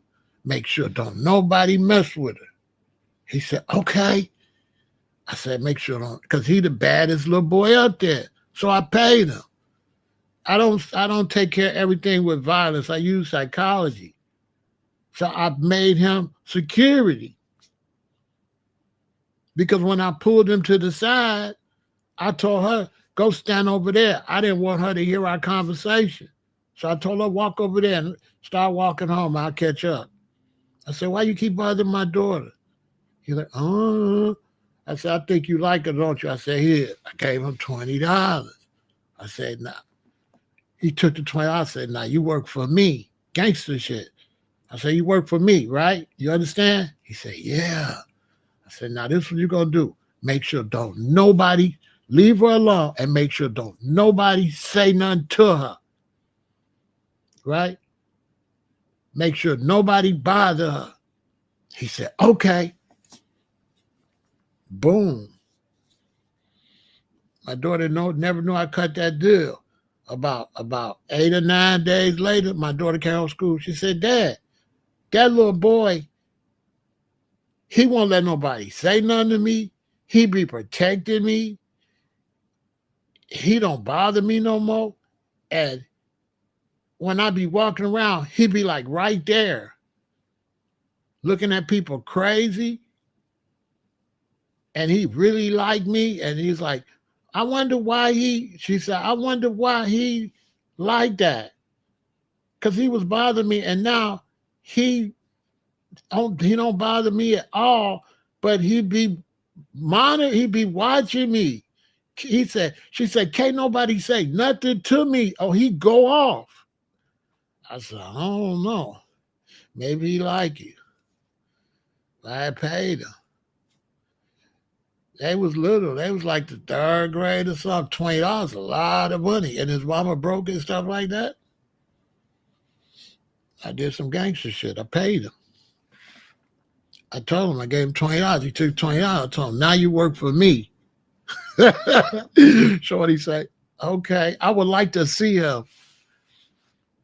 I got to remember to ask my daughter, what's his name? And can she find him? Can she find him on social media? Because I want to hit him up. Say, remember I gave you that $20? What you doing with yourself? So I like to find him and I really should still be around, Shorty. I paid him $20. I don't solve everything with violence. I don't like violence. I like the threat of violence prevents violence. A lot of times the threat of violence prevents violence. A lot of times. Seriously. Because the threat of violence is a way of going into the future. So instead of letting something happen and then it go into violence, you paint that picture. This is going to go into violence. You know that, right? So then they could think, yeah, this is going to go into violence. And that make people think, I don't want it to go there. And then that prevents violence. So I'm not promoting violence, but the threat of violence gives people the opportunity to avoid the violence. It prevents violence. Seriously. Instead of this 1, 2, 3, 4, 5 violence. It's one, and you say, listen, man, this is gonna be violence. It might take 5 steps, but where you think this is gonna go? And when you paint that picture for them, now you give them the opportunity to think about it. And then they're gonna say this is they ain't gonna want to go that way. They're not gonna want to go that way.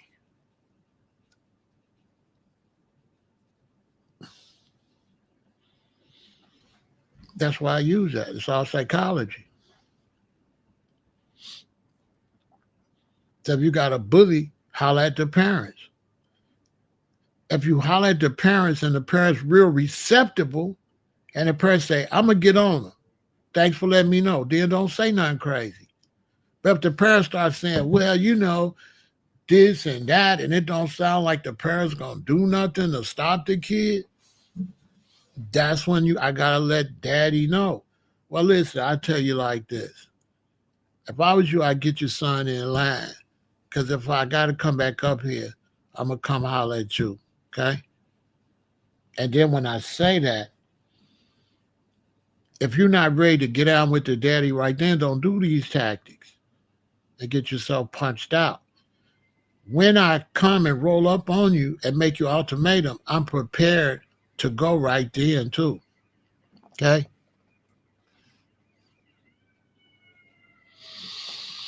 Have I ever had a situation where they said, oh, well, let's do it then? No. Because I be ready to do it then and they don't.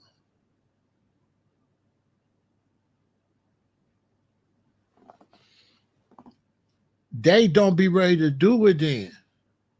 You got to understand, I don't fight.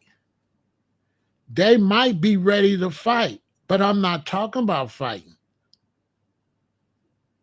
And you ain't got no wins because you didn't come up here how I came up here. I came up here different. I could do you right now. See what I'm saying? I didn't come up here like, okay? I didn't come up here like you came up here. You really don't want to do this right now. You just talking. You don't want to do. First off, we not finna do nothing. You finna get dead. That's first thing. Understand that. We not finna have no confrontation. You finna have a visitation to the hospital if you lucky.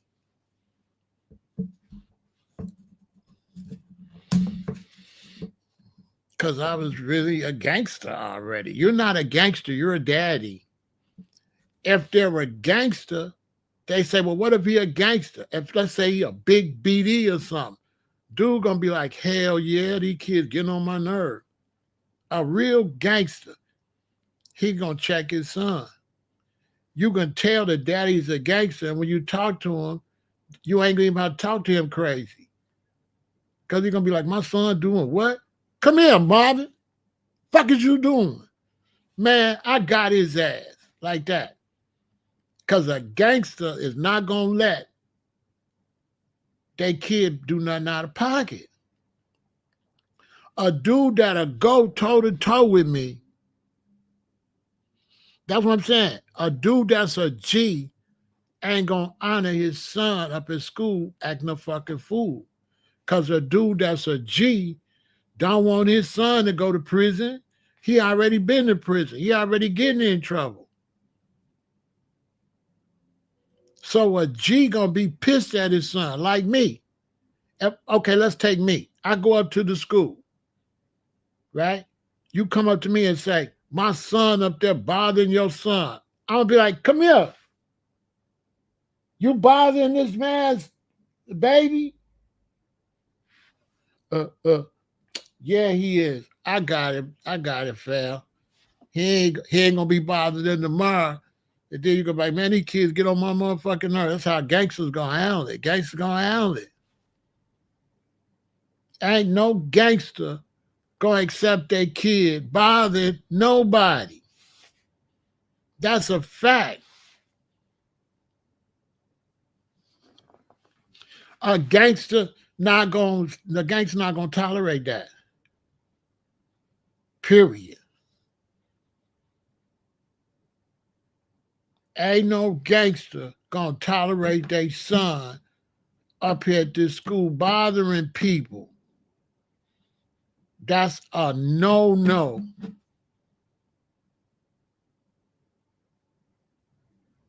Because the gangster gonna check anybody, including the kids. You be gangster with the kids too. You don't be soft with your kids like that. If the daddy a gangster, I tell him, man, your son up here bothering my daughter, he's gonna be like, Mommy, come here. You up here bothering this girl? Ain't no gangster. Nah. Hardcore gangsters is the best parents when it comes to little kids. They trying to make something out their kids. They overdo it.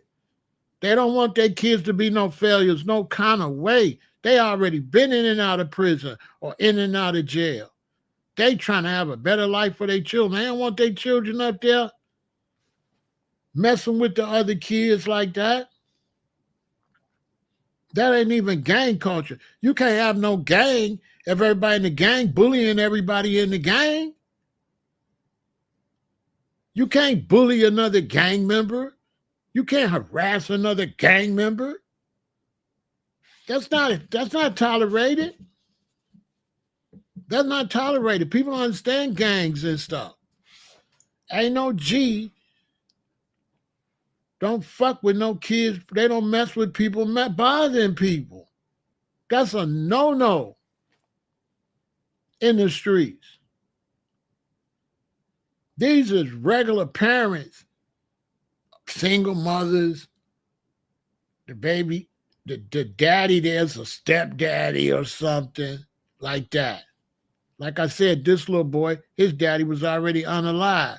All he had was his mama. A lot of times it's just kids with the mama. Most of the time, where it's a mama and a daddy, them children don't misbehave. That come from a good household with a mother and a father. They don't be doing all that shit. My kids know goddamn well they couldn't go up to that motherfucking school, the dullest of no school, bothering nobody. That's a damn problem. Boy, my children,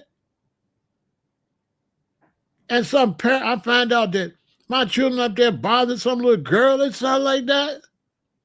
And I go up to the school and the daddy or the mama roll up on me and say, you up here acting a fool? Boy, you up here acting a fool like that? I'm going to tell the mom, I'm sorry, man. This boy's stupid as hell. I'm going to fuck him up if he don't stop, though. So, it's gangster shit. I'm going to tell the other parent, don't worry about it. Let him mess with your child again. I'm going to fuck this boy up. Gangsters don't show no favoritism like that. If your kid is up here bullying people and you come up there and you stand with your son, you ain't no gangster. You a bitch. You not no gangster. Come on, I'll do you dirty. If you would tolerate that, you not no gangster. That's the first thing. You ain't no gangster. You a bitch. You not no gangster. You don't got no codes and shit. You ain't no motherfucking gangster. Ain't no tough guys in the gangster world. Whoever up first. Whoever up first win. Whoever up first win. Ain't nothing else. Sure, you watch Western? Whoever's the fastest draw in the West. So if he first, game over, right? All right, then.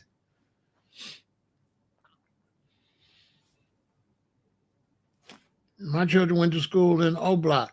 Them BDs ain't tolerating no bullying and shit. When two BDs have a problem, whoever call it over there, call all the BDs, them two niggas get on the grass and they fight. No grabbing, no wrestling. Stand up, heads up.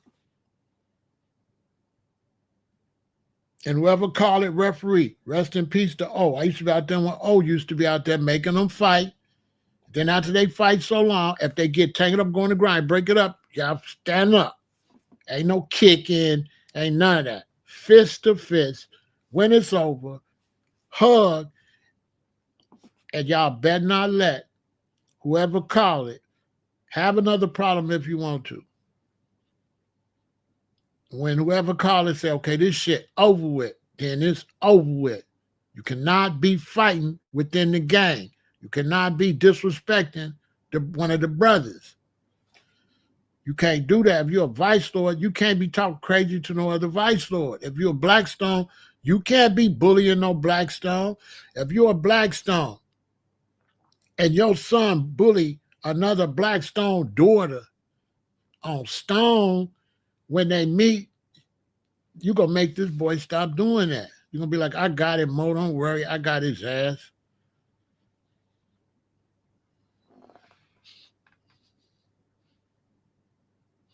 Know what I'm saying? Gangsters don't do bullshit. What up, Houston? Gangsters don't tolerate negative behavior. That's all false. Gang members don't tolerate petty school fights. All the school fights is between two different gangs. When you talk about high school fights, that's two different gangs fighting. Not nobody fighting in their own gang. G's stand on principle.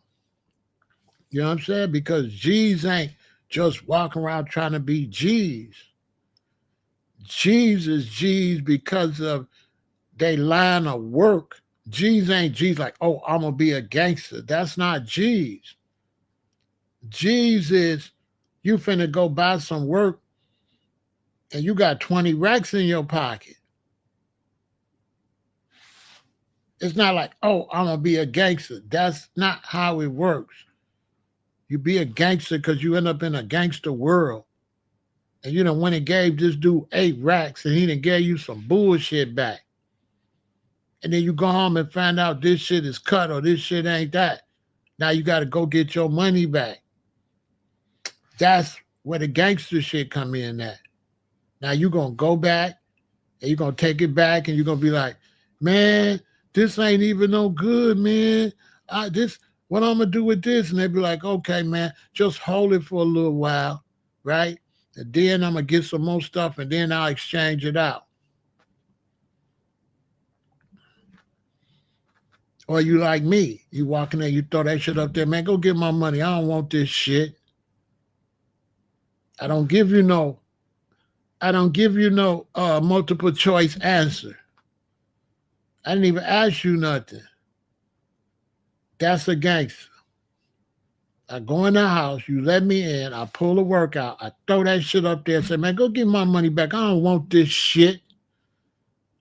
And that's it.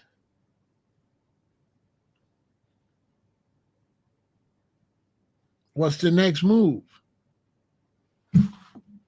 The next move, okay, give me everything in here. Shut up, lay down. Give me all this shit. I'm taking all your motherfucking money. Now you could go get my money back, or you can give me all this shit. And I might open up your door and 3 niggas come in here. I might not have came by myself. The fucking dubra. Nigga, that wasn't no multiple choice question. Give me my fucking money back. So they're gonna be like, all right, Ram, I'll call you. You know what I'm saying? I don't gotta do all that. Give me my money back. Make it up to me by calling me when you got some good shit. I just dropped off $8,000, drove off, came back. Give me my money. You can't let nobody do nothing because now you a pussy. They're going to run the fuck over you. That's why what we doing is so important. Go to school where you don't got to deal with that. Get an education. Make something out yourself. Because when you sell me bad work and I come back, I throw that shit up there and I say, go give me my money back. I don't want this. I don't be heeing and hawing or nothing. I don't be like, man, this ain't, no. Man, I don't want this shit. What the fuck is this? Give me my money back. This shit ain't no good. Like that. Now, their response got to be a certain response. What's the response to that? What's your response to give me my money back?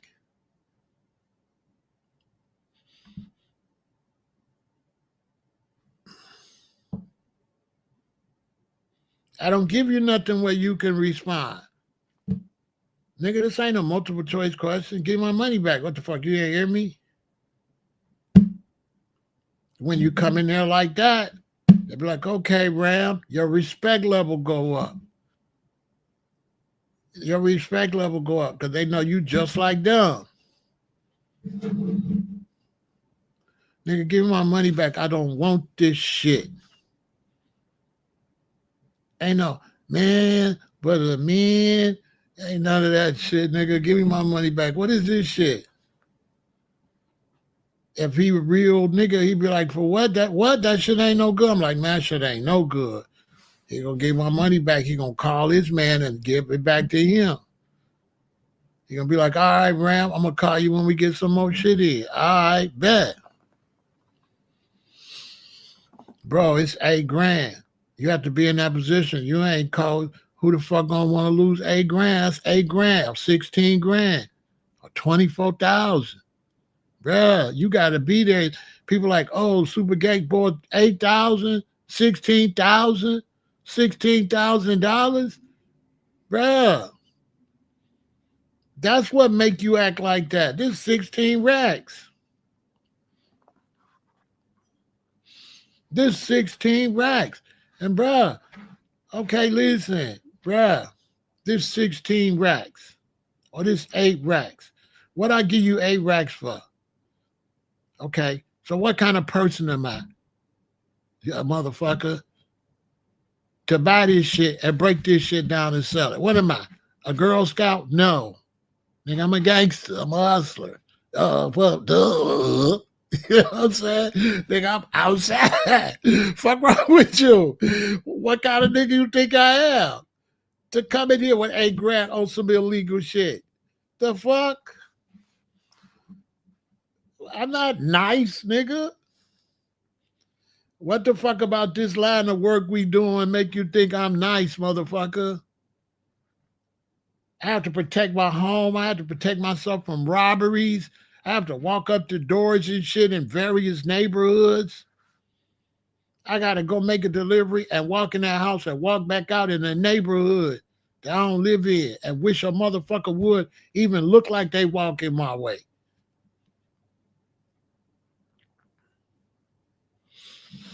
I used to go make deliveries and take thunder with me, and I leave the back window down when I gotta walk in the house like that's between where I can't see all the neighbors.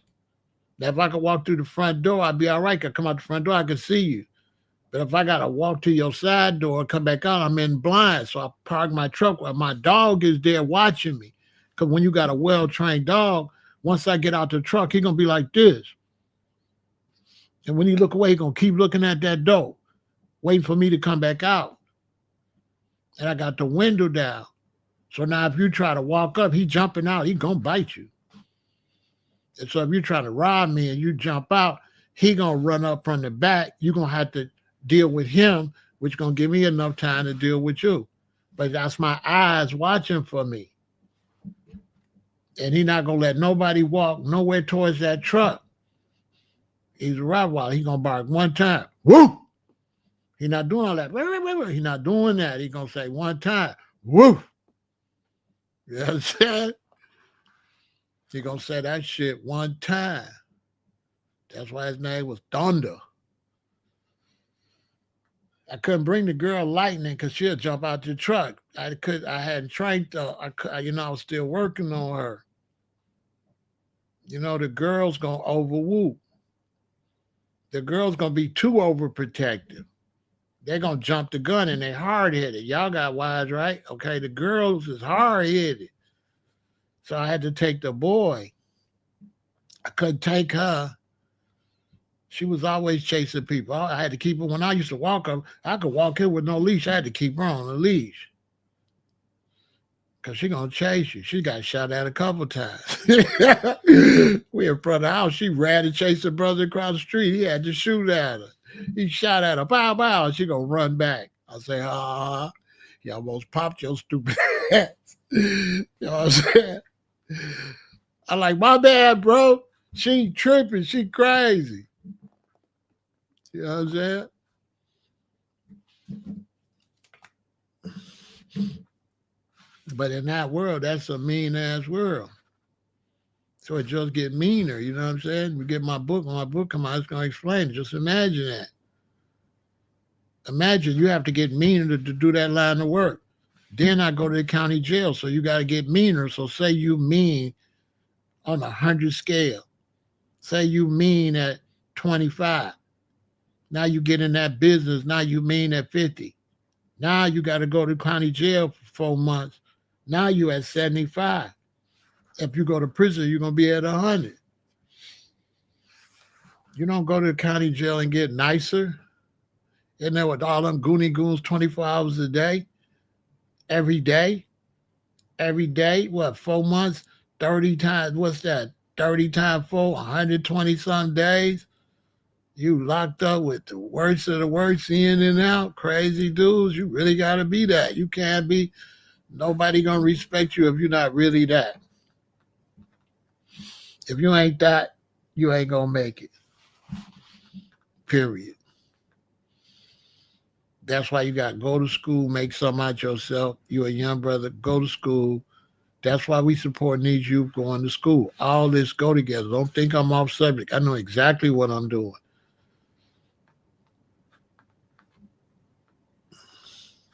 We talking about staying out the streets. We talking about going to college. And we also talk about being a parent. Because when you're a parent, you got to make sure your child ain't having no problems up at that school. That got to be nipped in the bud. Your baby ain't going to be able to concentrate if somebody up there giving your baby problems. Your baby got to know my daddy or my mama going to come up here. They got to feel they got backup. They got to know you ain't finna do nothing. My mama will come up here. My daddy will come up here. And when you a man and you married and you got children and a wife, they all got to know, hey, mommy finna go off. But even mommy know. If it's a problem she can't handle, she know. You don't want my husband to come up here.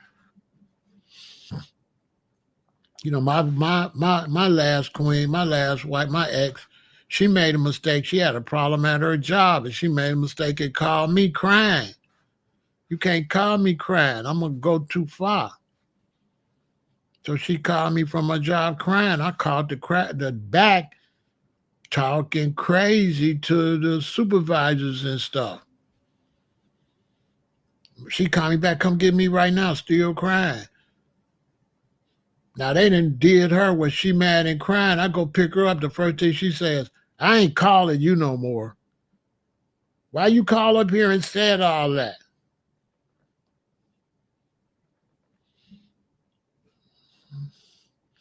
She said the lady that run a nursing home told her, girl, your husband love you. Ask that bitch what I told her though. Yeah, that's that bitch what I told her if I gotta come up there. That's why she telling you that. Cause I called up there and said, y'all hoes better sit down. Y'all better sit down. Y'all bitches better sit the fuck down. Fuck wrong with y'all? She didn't call the monster. She said, I ain't calling you no more. I said, no, don't be calling me over shit like that. Don't call me over no shit like that. Handle that kind of shit on your own. Call me if it's somebody that's physical or something. You can't call me crying and shit, complain about nobody. You know I'm gonna overdo it.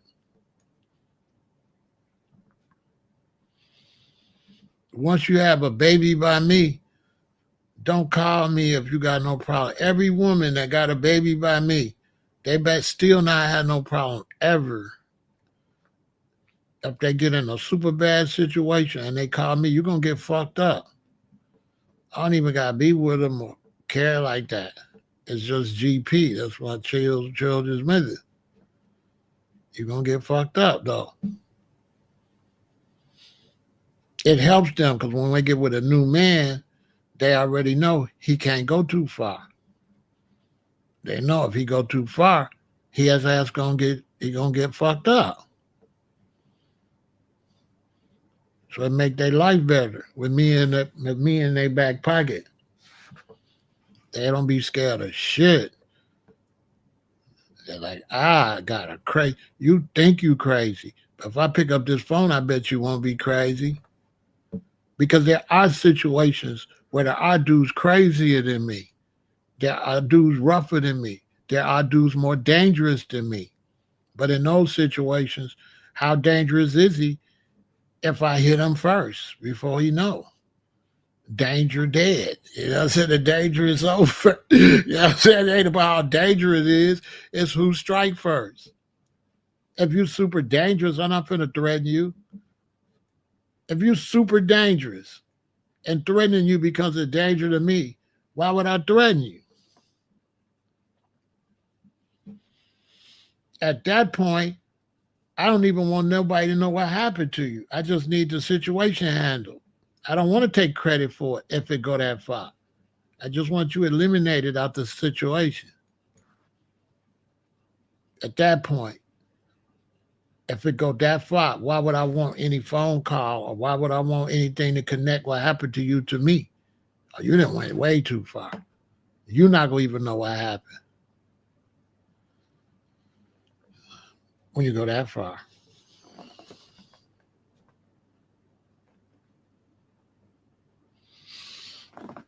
I mean, it ain't the fact that it's a dude to handle quiet. It's the fact what I got to do. Why would I want anything trace me back and get me a charge? So it ain't even about you no more when you go too far. It's about beating the case, not catching the case. It get to a point where now the conversation is not catching the case. You're irrelevant. And with me, if it go too far, you're fucking irrelevant anyway. Now I'm worried about the prosecutor and the judge. You, prosecutor and the judge. You know what I'm saying? Prosecutor and the judge. There's cameras everywhere and shit like that. So now we got, you know what I'm saying?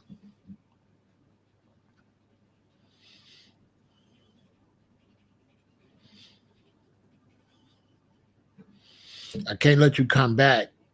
You know what I'm saying? If some dudes you do stuff and you let them come back, you're gonna pay. So some dudes they can't come back. So you gotta wait this. Okay. Here we go with the bullshit.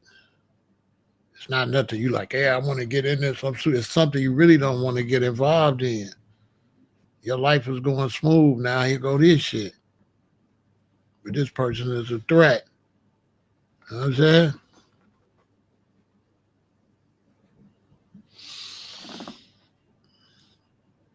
You done went too far. You know what I'm saying? You didn't went too far. You know what I'm saying? And it gets to a point where if it's my children's mother's life, I might gotta put. You know what I'm saying? Sometimes lives gotta be on the line. Like somebody will take it. You know what I'm saying? Are you willing to catch a case to stop somebody from unaliving your mother or your children or your children's mother? It's you put me in a situation where, hey, you put me in a bad situation.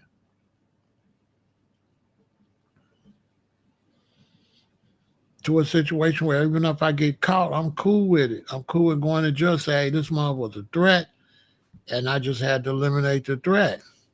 And I tell the judge, you could eliminate the threat. The police could eliminate the threat. If y'all would have did y'all motherfucking job, I wouldn't have had to do it. I had to do your motherfucking job. I say that in court. I had to do your motherfucking job. They should have been able to call you. You should be able to handle it, but you didn't.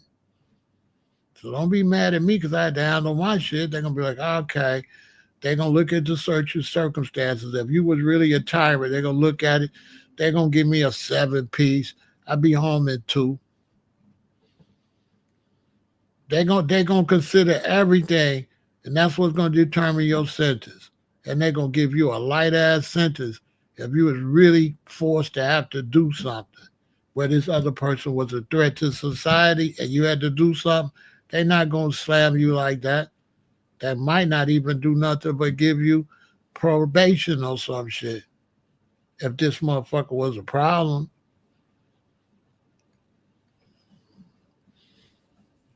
they ain't gonna throw the book at you if your ass is a problem. Let's say you beat up some woman, she had to go to the hospital, and somebody do something to you. They not finna slam him for that. They gonna be like, well, he did beat up his kid's mother. What the fuck you want him to do? All the judge gonna say, I would have did the same fucking thing. If it was my wife or my mama, I would have did the same thing, sir. So when it's real like that, you ain't gonna do no time anyway. If you're a G, you're gonna do your time. You're gonna go in there. You're gonna be playing cards, Bob. You're gonna be playing spades. Kick back, you know what I'm saying? Do your time like a G. You know what I'm saying? Ain't nobody gonna do nothing to you. Ain't nobody gonna sexually abuse you or nothing because you're gonna push that K. You're gonna push that K in them. You know what I'm saying? You can't just be no gangster outside. You gotta be a gangster up in there too. And they know what it is. Play with me. I'm gonna push that K in you.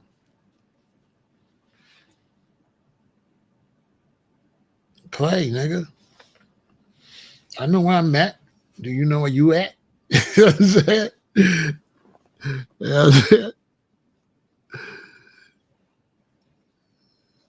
You all these things. If young people, if young men thought like I thought and thought it all through, they wouldn't get in trouble. This why I avoid trouble. This why I'm not real social. This why I make sure my children move a certain way where they don't put themselves in situations where I got to jump in. Everything is strategic. We trying to stay out of prison. We trying to stay out of trouble. We trying to stay alive. We trying to stop from getting harmed. So you raise your children to move a certain type of way to avoid drama. You have to raise your youth to do that. So that's why college is perfect. because college is drama free. There's nobody up at the college trying to make something out themselves, trying to start no shit. They trying to be doctors, lawyers, architects. They ain't got time for no bullshit. That's why colleges, we try to get more of these young black men to go to college. We'd have a better community. We'd have a better community because these is the people know how to act. They ain't with all that. They're not with fighting and all that. That's why they in college. They not with all of that. You can't go up to the college with a whole bunch of hoorah and fighting and all that. It's basically a safer environment as long as your daughters don't be drinking with strange young men and going to rooms and letting him put something in your drink. You got that type of situation that they got to be, aware of to go get their grades. Don't go up there trying to have sex. Don't go up there looking for friends. You're going to college to get what you're trying to get at college. Typically, my daughters, I don't allow them to date in high school at all, but they can find a boy to go to prom. When they go to college, I tell them don't get a man or a boyfriend until your sophomore year. Going in your freshman year to start college off right to get them grades up. And if you get in there and you do good the first year, then your second year, halfway through, if you want to get a boyfriend or whatever, hey, you 19, going on 20. Do what you do. But it got to be somebody in college. It can't be nobody that's a distraction. Now, if my daughter go to college and she start dealing with some dude that don't go to college, he working on cars, something like that, then I'm a kind of not give him a welcoming vibe, kind of like I don't really like you. You know what I'm saying? And I'm gonna be talking about him dirty to her. I don't know why you with his bum ass. You need to dump him. He ain't on shit. You know what I'm saying? So if my daughter go to college, get with somebody like that, I'm on the phone like, I don't know why you would do, you know, you're gonna fuck around and get dude fucked up. I'm gonna end up fucking his ass up. He ain't nothing but a distraction. You know what I'm saying? I might even find his parents and I'm gonna call. Get your bum ass son away from my daughter. Like that. Sometimes it ain't nothing like that. It's just a dude like your daughter and he just ain't on nothing. Because a lot of these colleges, they ain't just up there selling drugs. It's just he just really like your daughter, which is cool, but he's not the person for her to like. So he might just like her, and he might, he don't go to college and he might work somewhere and make a little money, but he not the person you want her to be with. He not necessarily no criminal or nothing, but he's not a good influence. He be drinking, he be smoking weed, and if she get caught smoking weed up on the campus, she fuck around, get kicked out the dorm. You know what I'm saying? She could be around somebody he don't got nothing to lose, cause he ain't go to the college, but he got your daughter with him doing stuff that could get her kicked out, that ruin her reputation. So you don't really want him with her.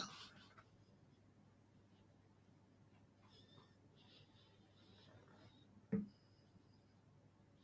know what I'm saying? You don't want, you know what I'm saying?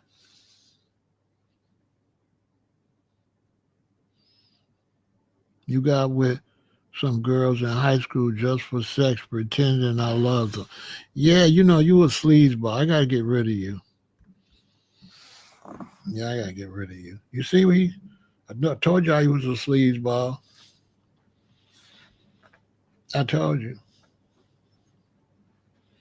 He talking about having sex with girls in high school, ruining their life, because he's a bum. I should have blocked him the first time. See?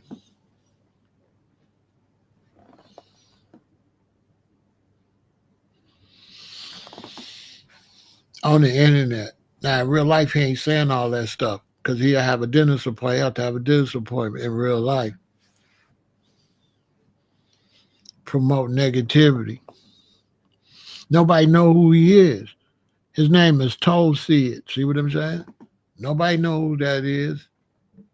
So you can't even stop him from being around because you don't even know who he is.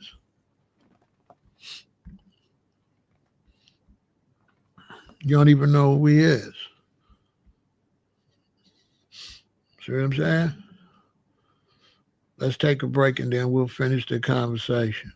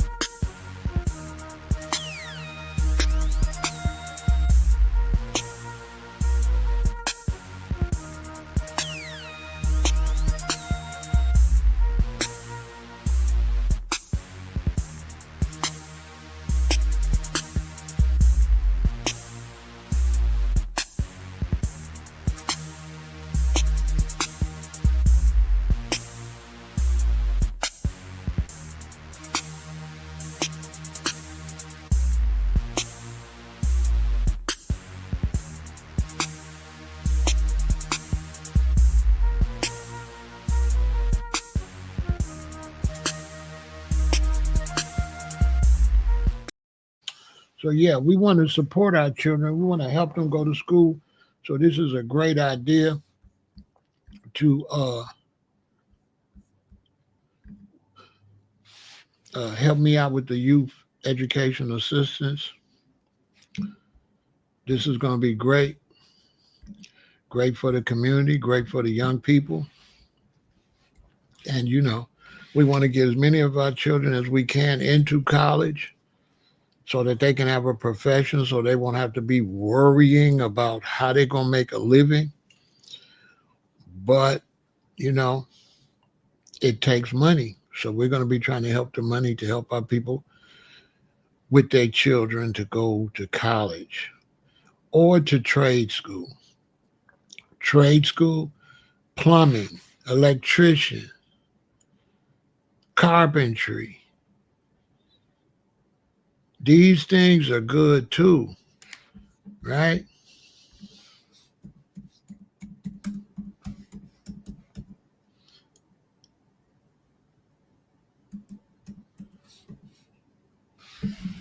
You know what I'm saying? These things are good. So we want our children to go and get some of these skills so they could take care of themselves. You see what I'm saying? Look at the many things these youth could do. Chef, HVAC, electrician, auto service technician, plumber, welder, dental hygienist, carpentry, cosmetologist, engineer, masseur, medical assistant, right? Cosmetology and cosmetologist, aircraft mechanic, home inspector, information technology, nursing, respiratory therapist, cardiovascular tech, construction manager, electric trade school, healthcare, licensed practical nurse, administrative assistant. These are good things to take. You know what I'm saying? To get our youth in these type of things, okay? Now, it costs money to go to school. So, on some other hand, on some other note, you might want to save money and you might want to send your child for something that you feel they could do. But you want to get them to have some type of profession. And if you're a young brother or a young sister out here watching me and you didn't go to college or something like that, You can also self-train yourself. You can also watch videos and study and pick up a profession. You can study and pick up a profession, a trade on your own. You can create a way for you to make a living and to earn money. But it's going to take the same thing it takes at college. You're going to either have to do it at college or you're going to have to do it on your own. There's not going to be no shortcut to studying. You're going to have to study. There's no shortcuts.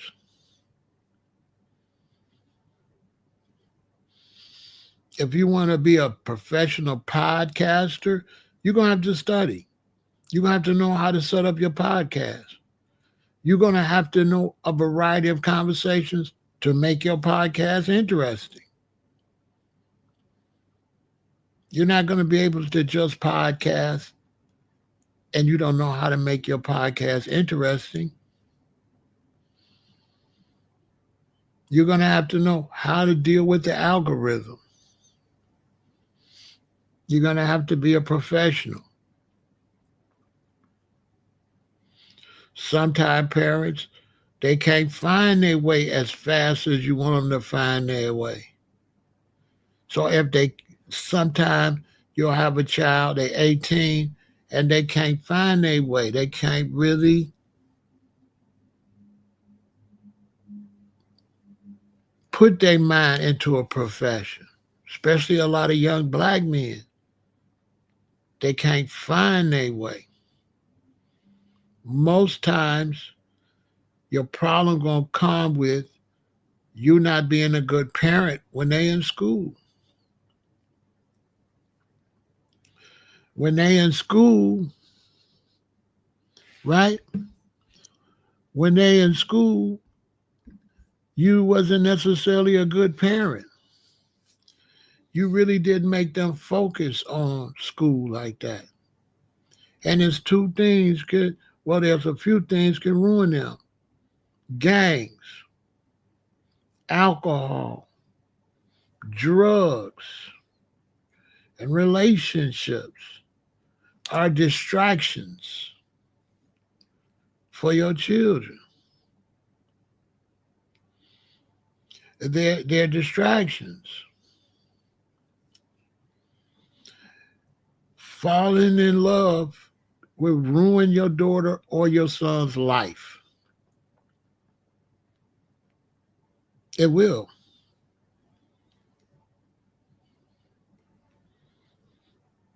It could ruin them at an early age. Because now they're listening to their mate, and if the mate ain't really on nothing, your child is lost. They're going to talk your child out of doing anything to further themselves because all they want their child to do is your child to do is to be around them. They want your child to choose them over everything. If they get on drugs, they ain't worth nothing. All they want to do is get high and party.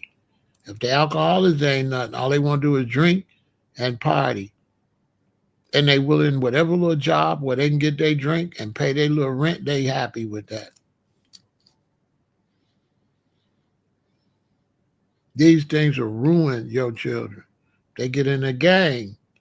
They frustrated. They constantly doing whatever the gang say. Now they getting cases. Now they getting in trouble.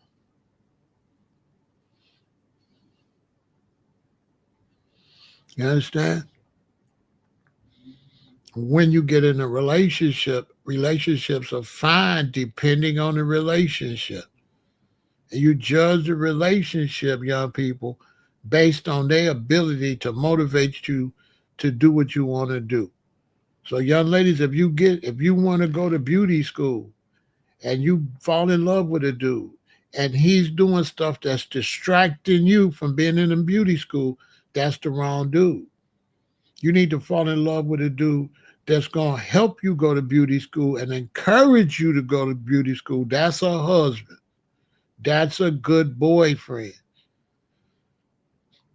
Brothers, if you got a woman, if she not encouraging you to do anything for yourself, and her whole encouragement is to run behind her, that's not a good girlfriend. Your mate have to be encouraging you to be successful. If you got a job and you get a mate and the mate always wants you to take off work, that's not who you want to be with. If you got a mate and you working every day, but the mate don't want to get up and do nothing, that's not who you want to be with. If you get with a mate and you working every day and the mate is trying to do something independent and they want you to help them invest in things they trying to do independent, and what they doing independent is going to make money, that's a good relationship. Help them. They got goals. They got dreams. They the type of person got dreams. So if that idea don't work, they'll come up with another idea because they got dreams. They want to do something. But if it's somebody just want to play, they just want to have sex and drink and play, especially ladies. All he want to do is talk about the football game. All he want to do is talk about the fight. But he not trying to elevate his life. That's a bum. How can he raise children? He don't have what it takes to raise no children. Why would you let him get you pregnant? Ladies, you don't want to get with no man that don't want to have no children. Because if he don't want to have no children, it's because he's a fucking bum. It's because he's not a good father. Because he does not have the motivational skills for his children to go to school, to go to college, to learn a trade. This nigga's a bum. You're marrying a big-ass kid. He don't want to have children because he want to be a ninth grader his whole fucking life. And any man that don't want to be a father cannot be a husband. That's a boy. Okay? When you see a man, he's 30, 40 years old with no children, that's a big-ass boy. That's not a man. That's a boy. That's a boy. It's an old-ass boy. Because a man wants to have a sons and daughters.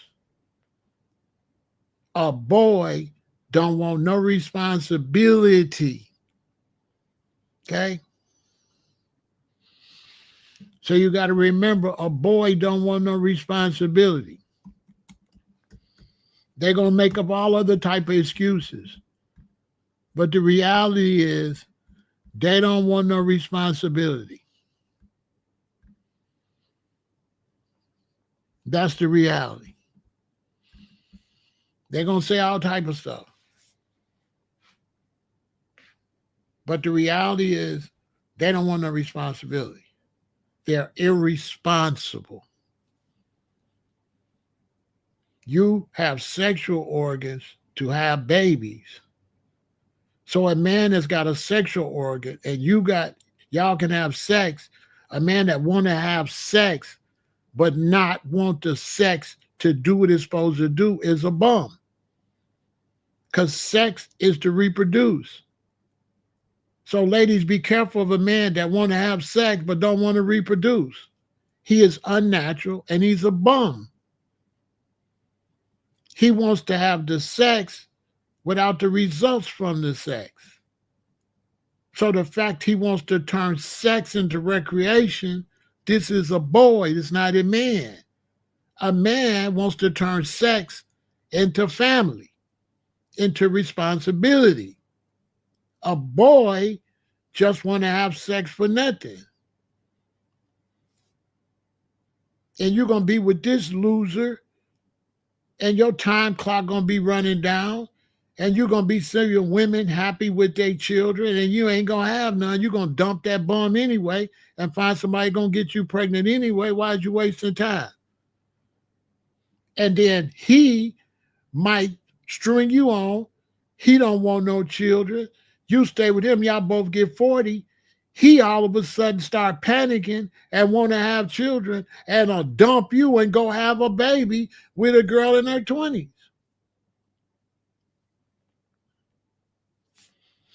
My father's oldest brother, my Uncle Richard, him and his wife didn't want to have no babies. Didn't want to have no babies. They wanted to get everything perfect. They wanted the house, the education, everything. He wanted the first black principals in Alabama. Got a certain age, became a minister, had sex with a young girl and got her pregnant. Wife never had a baby. All them years, don't want to have a baby, don't want to have a baby. Wait till he got old, had a baby by a young girl at the church.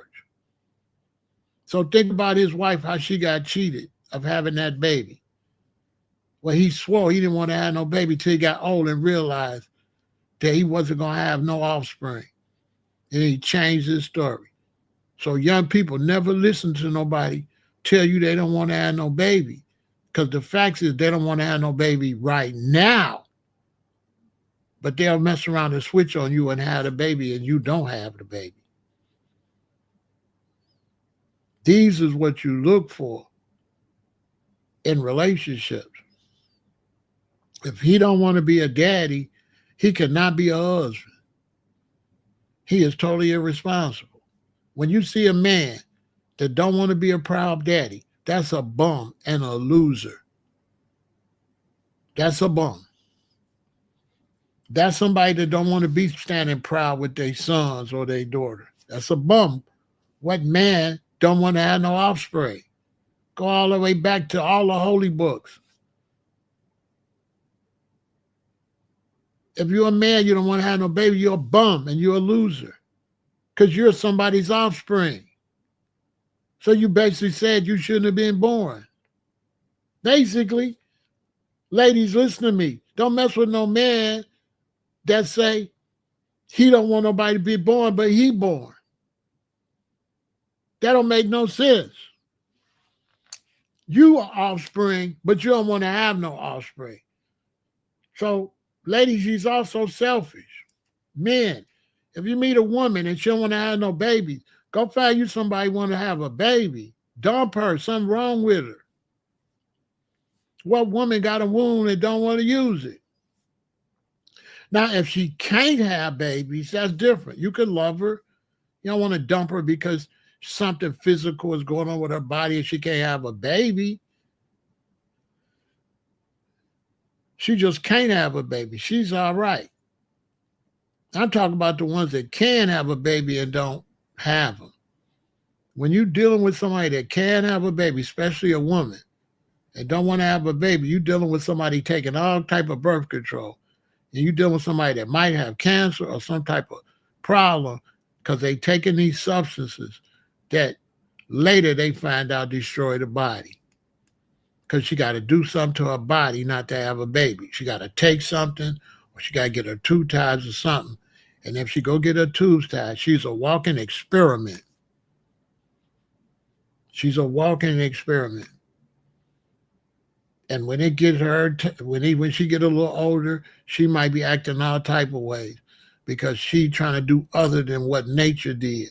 She trying to alter nature, and she done went to these Dr. Frankensteins and let them go up inside of her and do some Dr. Frankenstein stuff that you're supposed to be intelligent enough to know that Dr. Frankenstein stuff is not the way to go. It's antichrist and it's anti-God.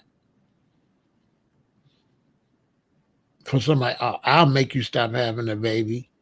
You got to be crazy to even deal with that.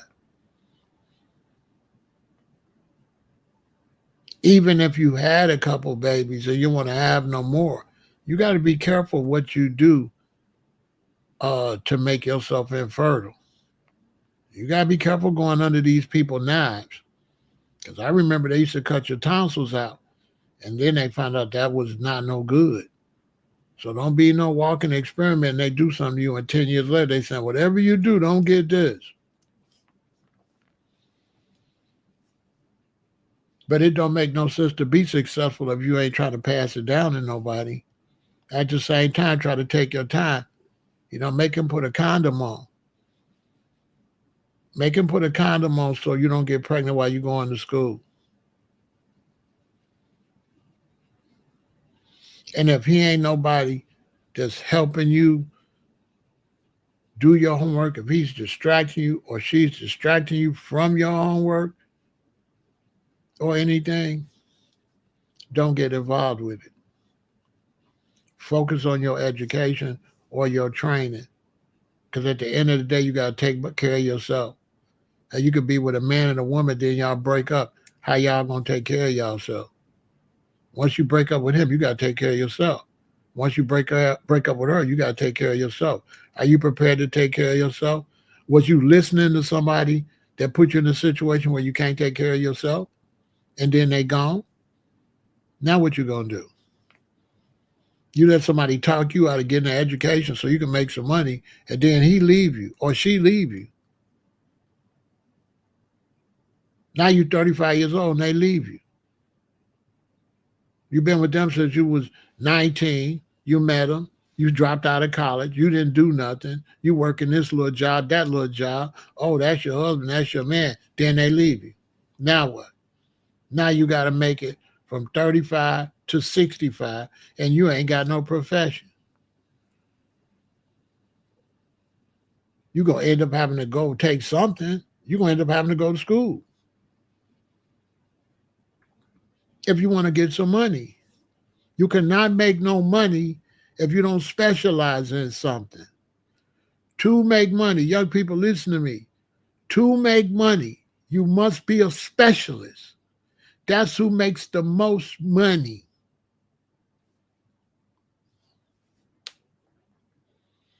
Period. You have to be a specialist. And don't let nobody fool you. There's a lot of different specialists. You can go and learn how to play the piano and the organ and master it, and you'll make money your whole life. You know why? Because when these bands and stuff go on tour, they got to hire a specialist. You can't go on tour if you can't play the keyboard. You can't go on tour if you don't play the trumpet, saxophone, bass guitar. But if you master that, you can get money your whole life. I am 67 years old. I know how to play instruments. Nothing could stop me from making money. If I got in the worst situation, I can go to a pawn shop and buy me a guitar and an amplifier, get my fingers hard, and I could be on tour in no time. Going all over the country and all over the world making money. Why? Because I could play that bass guitar, I could play that trumpet, I could play them instruments. If I could play them instruments, I could make money.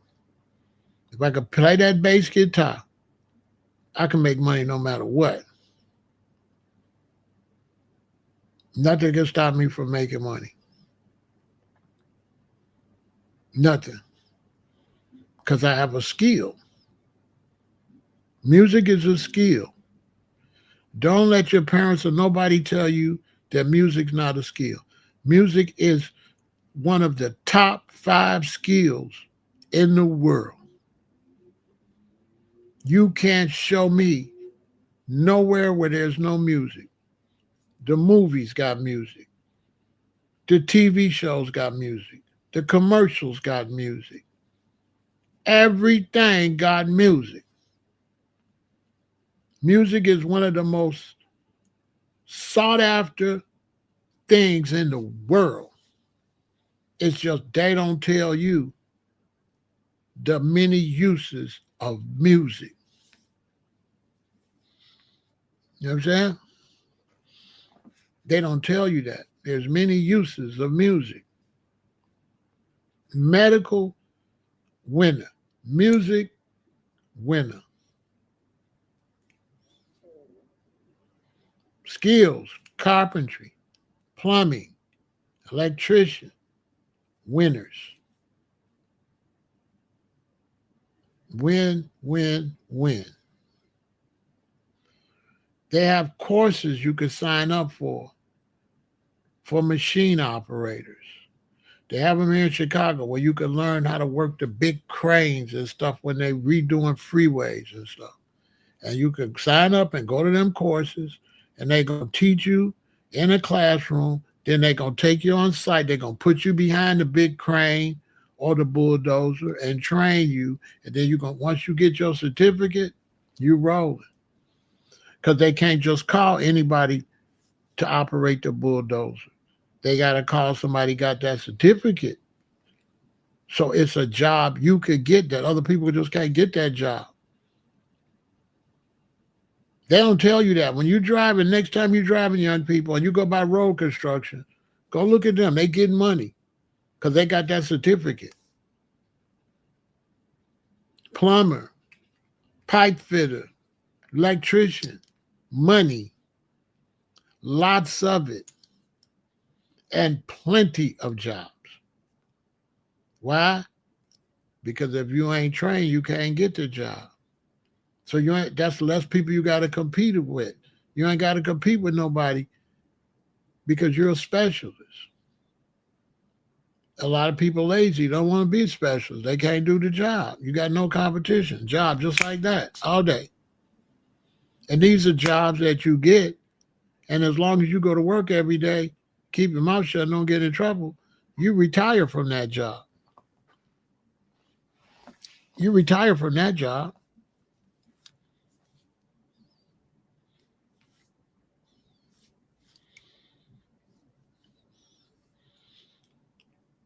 This is for young people. Don't throw your life away.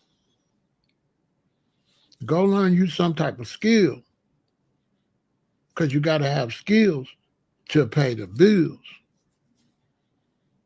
You got to have skills to pay the bills. Some people say start a business. I think starting a business is fine. But starting a business, you got to raise money.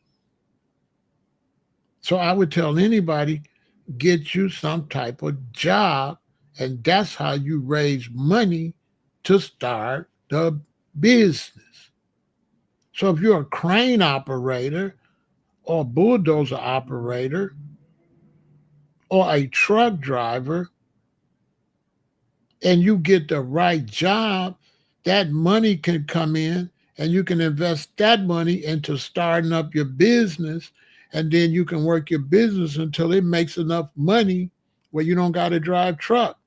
But as long as you got your bulldozer's license and keep that up, your crane operator license, whatever, if your business don't do that good, you could just go back to work at your profession. If your business need money pumped into it, you can use your job to pump the money into your business. For a lot of young people, if you're watching me, your job can be a fundraiser for your business. Stop thinking of it as a job. It could be a fundraiser where you're making enough money, you paying your rent, you paying your electric, you paying your phone, and now you got $2,000 or $3,000 left over. That's after you buy everything, your food and everything. You got 2,000, you got 3,000. Okay, let's say you only got 2,000. All your bills paid. After every month, you got 2,000. After 10 months, that's 20,000. If you just save that 2,000 every month, at the end of the year, that's $24,000. That $24,000, do you know how much you could do with just 4,000 invested into a business by just pinching a little bit in? You could take 24,000 that you saved all year, and if you invest 10,000, your business will be rocking and rolling, and you still got 14,000 in the bank. And then you can free yourself from your job. If your business might boom and now you're a millionaire. But if the business is struggling, you're fine because you have a profession. You're able to maneuver and say, I came out, I sold this oil. It did all right. Then the sales fell. I'm finna switch to hair oil. Or I'm finna switch to this for your feet. So you can keep the same business and you can experiment with different products at that business until one of them products pop. And then you rocking and rolling. So you got to think of a job as fundraising. And this is why when my youngest daughter went to school, I had her take robotics and engineering because I told her if you take robotics and engineering, get out of school, you go to medical school, you make a lot of money in nursing. Now you can sit back and now you can invest with all this money you're getting from nursing. You can invest and use your skills from robotics and engineering. And you can come out with products. You might want to come out with a toy. And now you got a toy is simple. You got engineering and robotics. So you might want to draw up a toy, get some people to manufacture this toy for you. It's hot. It's something that nobody would think of. It's something that all these young people might gonna want to buy. And you drop that bad boy right before Christmas. Now you're a multimillionaire with your money from nursing. You didn't invested that into coming out with your own toy company. As long as there's children, there'll be toys for sale. She didn't want to do robotics. She didn't want to do engineering, but I made her do it. Parents, when your children go into high school, make them take all of the top classes, all 4 years.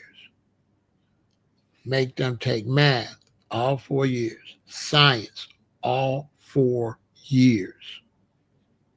If you can, send them to a school that's got robotics and engineering.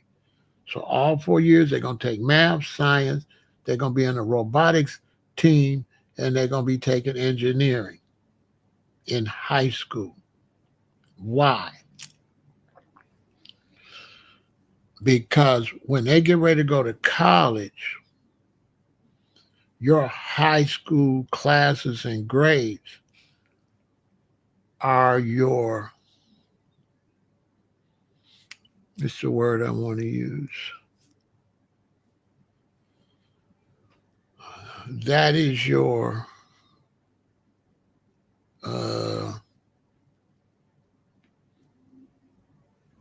that is your bid. Okay. That is your resume. And so what school you want to go to, they're going to look at that. And that's going to make it easy for them to accept you. So now if my son took math 2 years, took science 2 years, he got B's and stuff. But your son took math 4 years, took science 4 years, took engineering and robotics, they're going to accept your son first. They're going to look at them. It doesn't matter if you plan to finish that stuff. This is just what you're doing to impress the university. Okay? So adults, make sure that your children take stuff to impress the university so they can get in universities that other children will get denied. That's how you use that.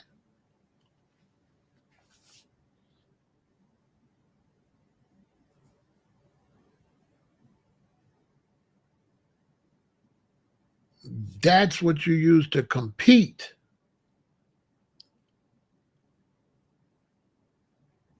That's your real acceptance application. So my daughter, she didn't understand that, but I forced her to do it anyway. I'm like, listen, You got to take robotics. You got to go to robotics all 4 years. You got to take engineering all 4 years. You got to take math all 4 years. You got to take science all 4 years. That's your acceptance letter. That separates you from anybody that did not do that. Any university you want to go to, they're going to accept you. I don't care if it's Harvard, Yale, whatever, Princeton, they are going to accept you if you got good grades. And that, they're going to accept you. Your resume look good. Wow, math, science, engineering, robotics. We want you. And I know liberal arts, only 2 years of math, 2 years of science. Oh, no. Because those science courses got names. And that science course you took the fourth year got a big name. That math course you took the fourth year got a big name. Robotics is a big name off the top. Engineering is a big name to have on your resume. Engineering, robotics, science, and math. Yeah, we want you. There is no classes bigger than that in high school. You can't name me no other class bigger than them four. Any other class you would name would be fifth. Those are the four big things. Also, you got to find a school that got robotics. Yeah, when my daughter took robotics, she didn't want to take it. She wanted to quit after the first year. She wanted to quit engineering and robotics. I forced her to take it. The second year, they started going on trips, having robotics competition. She graduated with the robotics class. You know, when they graduate, they be in groups. And the robotics team had special robes and designs on it because they was the robotics team.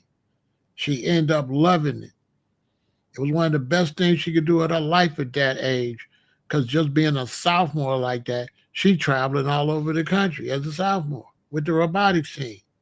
And she competing against white kids, Japanese kids, different kids that had better equipment than the black school, which is another thing.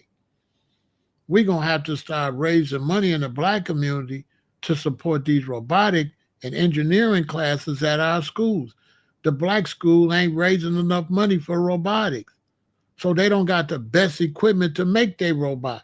They got to make their robot out of cheaper stuff. Where the schools where they get money, their robot got better equipment, so their robot always going to win. My daughter came back and said, I said, well, what y'all do? Well, we came in third. Why y'all not coming first, second? The other two schools had better equipment. It's like, Dad, you should have seen their robot could do everything. You should have seen our little remote control. You should have seen their remote control. I said, wow. I never forgot. I said, oh, wow. The black schools are underfunded when it comes to robotics because we don't understand the importance of that type of stuff. We spending our money on clothes and drinks and parties and dumb shit instead of sending money up to these schools in our neighborhood so our children can have the top of the line electronics for their robots when they build their robots. Because they at robotics team, they can only build what they got the parts for. And they need donations to add them parts. And the black schools don't do no good job raising money. Because my daughter had robotics and the robotics team never sent us nothing to raise no money. How stupid can you be? We didn't get no notices from them to donate money, or we would have. So I'm like, well, how they raising money? They ain't sending out nothing to the parents. That's a whole nother conversation. But that's how your child gets accepted anywhere. And that's how your child stays out of trouble. You have to make your children stay out of trouble. So you have to get them involved with school activities and not just sports. That's cool. Your son might be good at sports and get a scholarship. But what about all the black boys that don't get a scholarship and wasted all that time with sports and ain't got no other nothing. Why your son, he on the football team, but why wasn't he on the robotics team too? He could be on the robotics team and on the football team. Because all he gonna do is miss the days for robotic during the season. And after the season over, he ain't doing nothing after school. He can go to the robotics class. Why he ain't taking engineering? That happens during the day. You can't have your son put everything into basketball, baseball, football. They got to be able to have a skill. Basketball, baseball, and football, those careers are short. No matter how much money they made, you have to have your children prepared to know how to invest as a basketball player, to know how to invest as a football player. What else do they know? That's why we got so many broke ex-athletes out here. They trying to do a podcast or something because they didn't have no kind of mindset to invest that money when they was in the NFL. Just in the NFL, just in the NBA, and ain't got no investment knowledge. No knowledge about nothing else.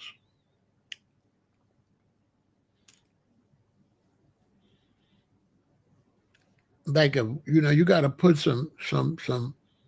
You don't never hear nobody talking about putting nothing into education. Now it's about, Pharaoh, how can we stop the gangs?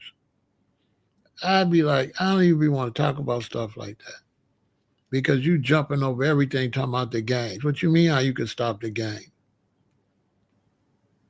We got all these brothers out here marching around talking about unity. They want to stop the unity. They want to stop the beef between the gangs in Chicago. That shit ain't going to never happen. How? How you going to get unity? What they going to do besides gangbang? And ain't none of them stop the gang groups offering nothing. They're not offering no kind of programs or nothing.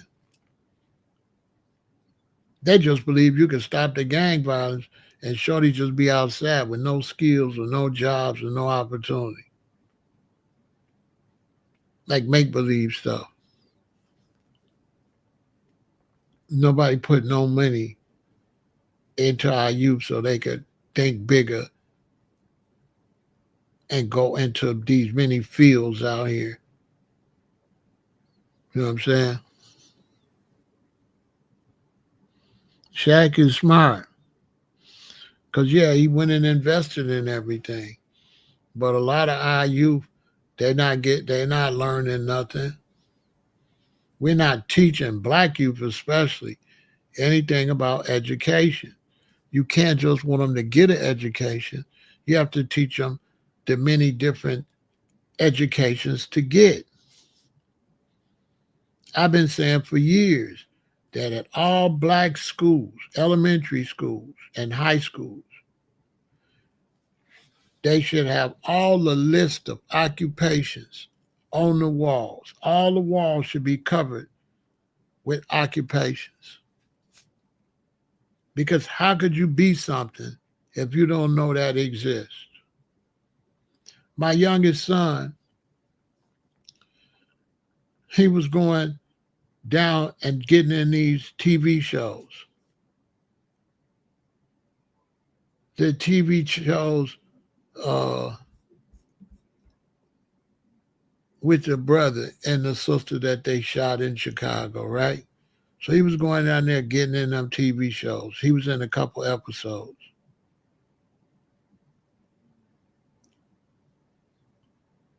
And hold on.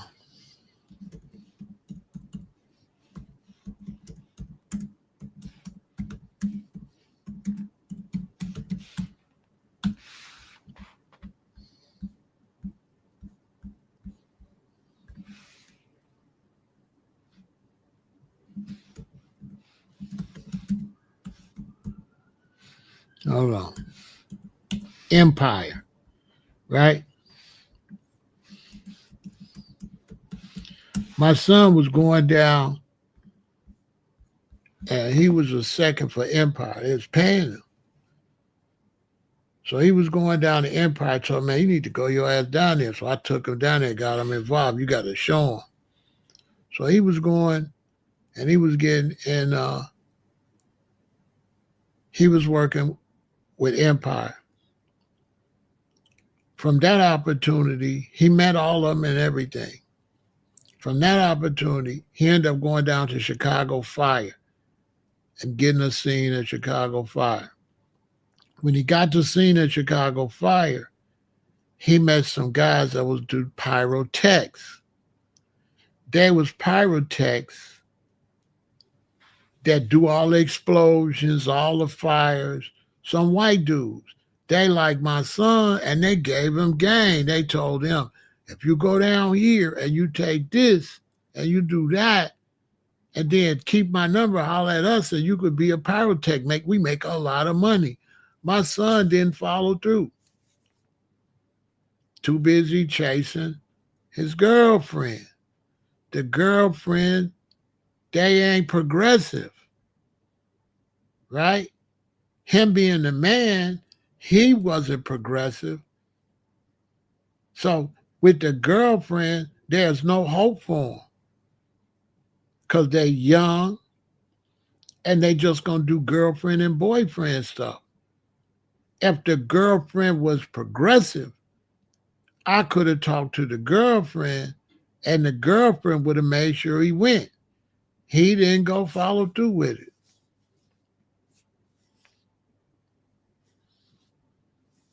The opportunity to change his whole life around. He didn't do it. Busy with the girlfriend doing nothing. Because the girlfriend ain't on nothing, and then he ain't nothing. They just ain't being in love, being girlfriend and boyfriend.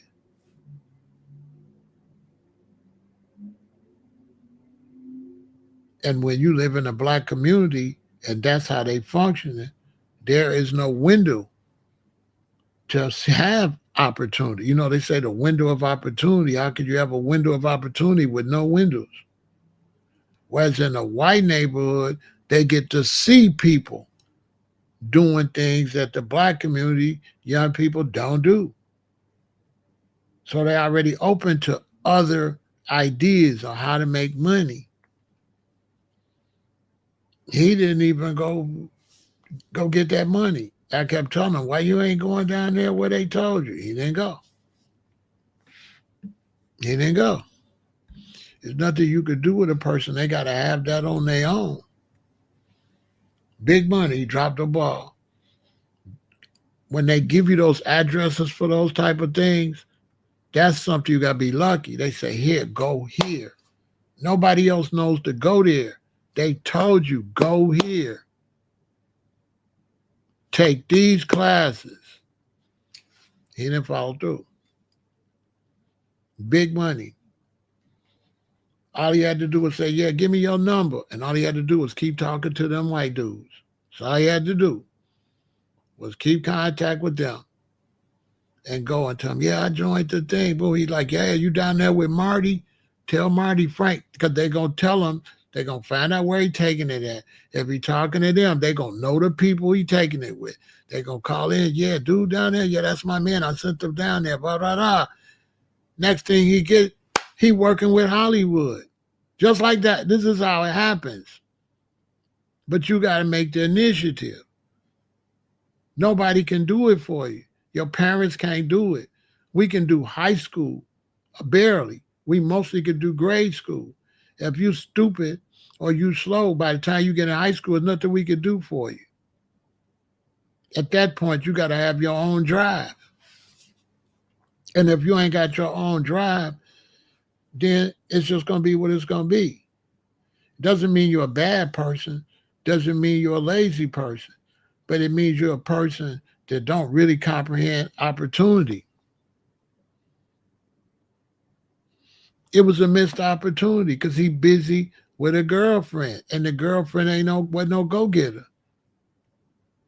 The girlfriend was just not no go-getter.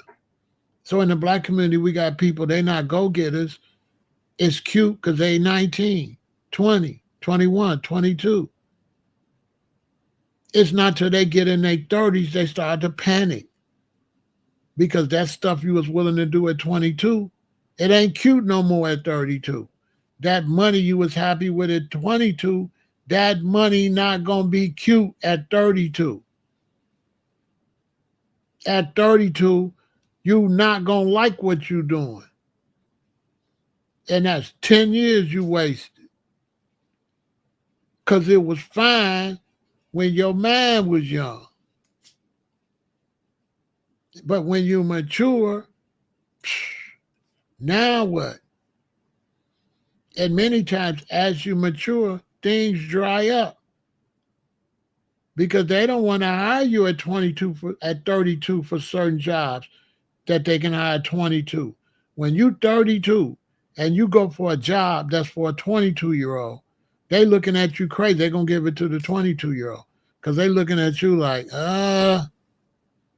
we don't think so, loser. Let's get somebody that's coming up. We only hire 22-year-olds. What are you doing? This is a 22-year-old job, 23-year-old job. This is not a 40-year-old for a 40-year-old. What are you doing? What? If they got to choose between them and you, they're going to choose them. Then that's not going to be enough money to maintain a full adult life. That dropped right in his lap. He didn't even go for it. Unlike me, we went out to the Seattle Hemp Fest. The rappers ran into the people on Weeds. The people on Weeds told them, yeah, we got a new TV show called Weeds. Y'all need to send y'all music in. They came and told me what I do. Well, go get the press kit, put the CD in there, get the information, sent the press kits, CBS, Lionsgate, Showtime. Sent all three on the press kit because it was affiliated with, Showtime, CBS, and Lionsgate. Sent all three on the press kit. Boom. We like this song. We want to use this song on Weeds. Bow. On TV. Next season, season 3, they hit me. Could you make little boxes for us? Bet. I make the little boxes song, send it to them. Bam. On Weeds again. Season 3. Why? Because when that opportunity came, what I do? I pounced on it. And if the show would have kept continuing, I would have got money every season. Because I'm the type of person would have wrote them and say, man, I want to roll on that mug. It could be just one episode. I'm a go-getter. They would have said, well, fly down for the trial. I would have flew down for the trial. So I would have got that role. You know what I'm saying?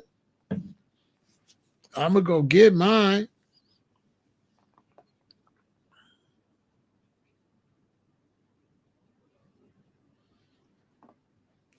Sometimes they get set in their ways, but it's more than that. It's that if you ain't got it, you just ain't got it.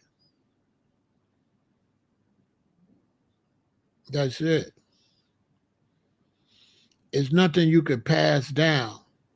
Now, it's something you could demand if you got that type of situation, but still, that ain't guaranteed it's going to be passed down.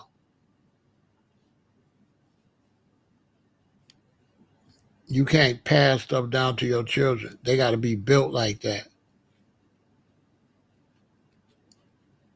It's got to be in you. Nobody can put it in you. And you say, well, it's your child. Why? Well, it's not really your child. You have it by a woman. So that's a different mix. If your daddy is a go-getter and your mama got some of them same things and they have you, you're going to go. But if you have a child by a woman and the mix is a little different, they might be a worker.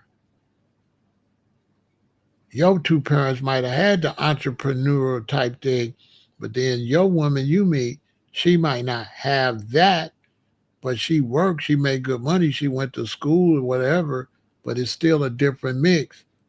So that, because every child's not you, every child is a half and half. I'm a half and half. It's just both halves was go getters. You can't necessarily have a child by a woman that's like you because a lot of times you don't get a mate based off of that. You just like somebody. You just meet somebody and fall in love. It don't be based on that. So you just meet somebody, start dating, fall in love, having sex, and they pregnant. You like them, but it's not based on that. So when that child's born, that child not gonna be just like you. That child gonna be like you and the mama. One side might come out heavy. The mother's side might come out heavier than yours.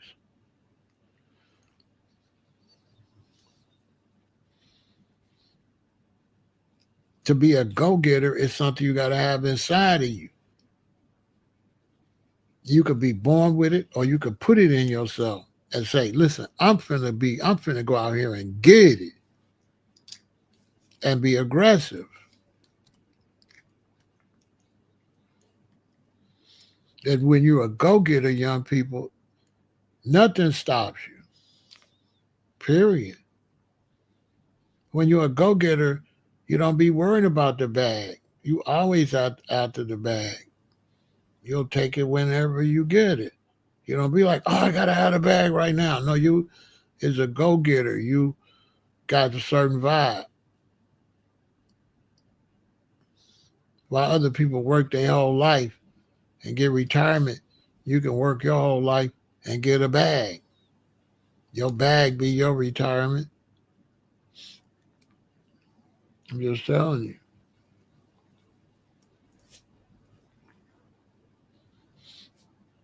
But you gotta work. Like I got a book. I gotta work. I gotta write. I'm getting ready to go out of town for like 3 months and write. I'll be going live out of town. That's why I write the book. I can't really write here. I can't write here. There's too much going on. So I'm writing the books in sections. And so when I go out of town and I write, when I come back, I write, but only for so long, then I stop.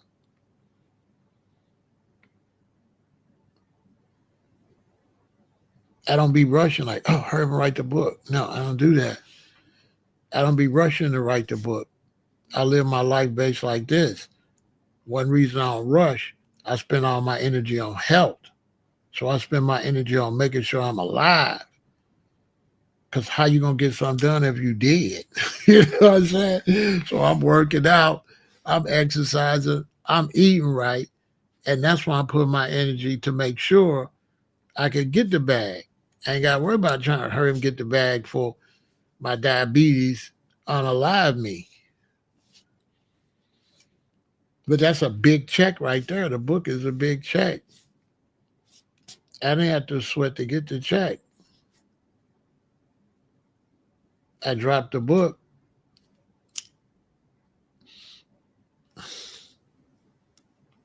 But it won't be like, oh, I got all this money because I don't really care about that shit. I don't really care about money like that. That's not going to be like no big deal to me. It's not. The big deal to me is not how much money the book do. The big deal to me, I get a kick out of the success. I'm a real entrepreneur. I don't get a kick off of the money. I get a kick off of the idea working. You got different type of entrepreneurs. You got entrepreneurs that go into it for the money. I'm not that type of entrepreneur. I don't use my entrepreneurial skills to get money. I use my entrepreneurial skills to try shit. That's why I have fun trying stuff. Not in It's a different thing. I'm the type of entrepreneur that try to make money doing what I want to do. Then you got the other type of entrepreneurs that do what's popping. So they'll look and say, oh, this business is booming, and they'll go into that business and make money. I'm not that type of entrepreneur. I respect that type of entrepreneur, though. It just depends on what type of entrepreneur you are. But you got the type of entrepreneur that see where the money at, and then they go into that business. That's cool. That's good too. That's not the type of entrepreneur I am. I'm the type of entrepreneur like to make up an idea and then go try to see if I can make that get some money. So it's different. So I'm not the type of entrepreneur get frustrated because I like the challenge of building something from nothing and putting it out there and see what it do. It don't really matter because that's what I do. I'll just build another idea and another one and another one and another one. That's the type of entrepreneur I am. I'm not an entrepreneur that see the money and then go into that. I don't do that. I'm a type of entrepreneur try to make the money from something. But people can become set in their ways. You're 100% right, Goshen. People can absolutely become set in their ways. But to be a really good entrepreneur, you can't have no ways. You got to be like the water. And whichever way the water going, for you to go into that, that's what you got to do. You got to be very open-minded. But for the young people, it's so many young people. I like this opportunity to be able to help y'all to go to college or university or trade school or whatever. I'm gonna do all of that. Trade schools too. It just don't have to be college or university. We'll help you raise money to help get you in trade school. We might not be able to pay for you to finish school, but we'll be here to help you get in there or to go back the second semester. So let's say you come and we raise money and you need money for your books and stuff to get in school your freshman year. We'll raise the money. And if you come back your sophomore year and be like, it's my sophomore year, I need to raise money, we'll raise that money for you to go back your sophomore year. And we'll raise the money for you to go your junior year. As long as you're trying to go and accomplish something every year, we'll help you raise the money to take that step. But we won't carry you all the way through. You have to be doing it. With this young lady, Anta, we're not carrying her. She's willing to do it, and we've done good. We've gone up to 1580. Shout out to the miscellaneous person that contributed $1,000 because somebody contributed $1,000, which was beautiful. We got some beautiful people in the world to help that young lady like that. Somebody contributed $1,000 to this young lady for her to go and do something positive. Right? So she up to 1580. Okay? We're going to give a shout out, not to me, but I'm there. We're going to give a shout out to Bridgeforth. Okay. Okay, we're going to give a shout out to McKelly, right? We're going to give a shout out to Pamela Graham. We're going to give a shout out to Anonymous for the $1,000. That's a beautiful thing. We're going to give a shout out to another Anonymous for $20, to Dwayne McGinnis for $20, to Kathy Wilson for the $15, another Anonymous for the $30, to McDonald for $50, to Sky Faith for $10, Devon Gillespie for $50, Novaline Clements for $15, Hosea Davis for $10, Renia Rodriguez for $40, Anonymous for $10, Gabriel Young for $25, and Spencer Rowe for $60. That is a beautiful thing that you all sent some money so this young lady could finish her studying in film, taking film and movie production and all her things that she's trying to do. Right?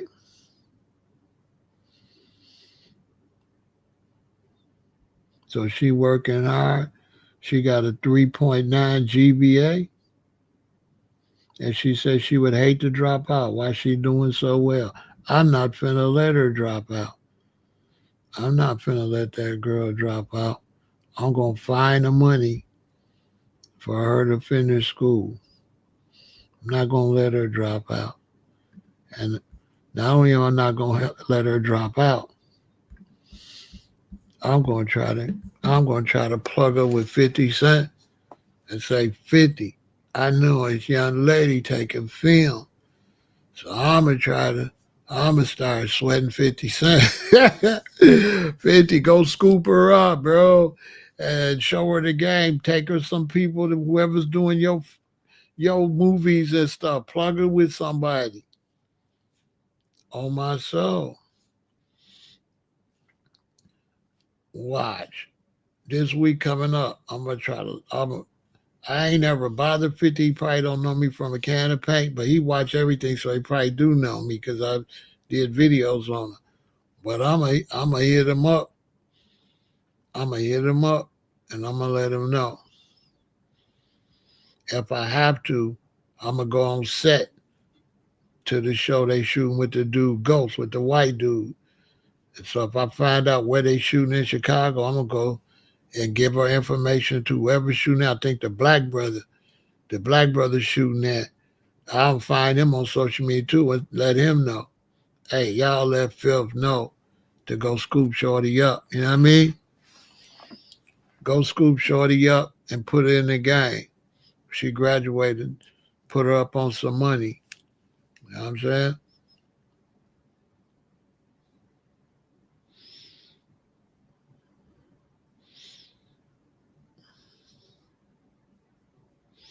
I need to go down there and let her shoot my music videos when I drop these songs. Be honest with you and pay her. Like, hey, you finna be shooting music videos. Help her get her bread. Next thing you know, we'll look up and she'll be graduating. Very smart young lady. And thanks to all of y'all that helped her out. You know what I'm saying? We got to help our young people because you got to have education and training. That's the key.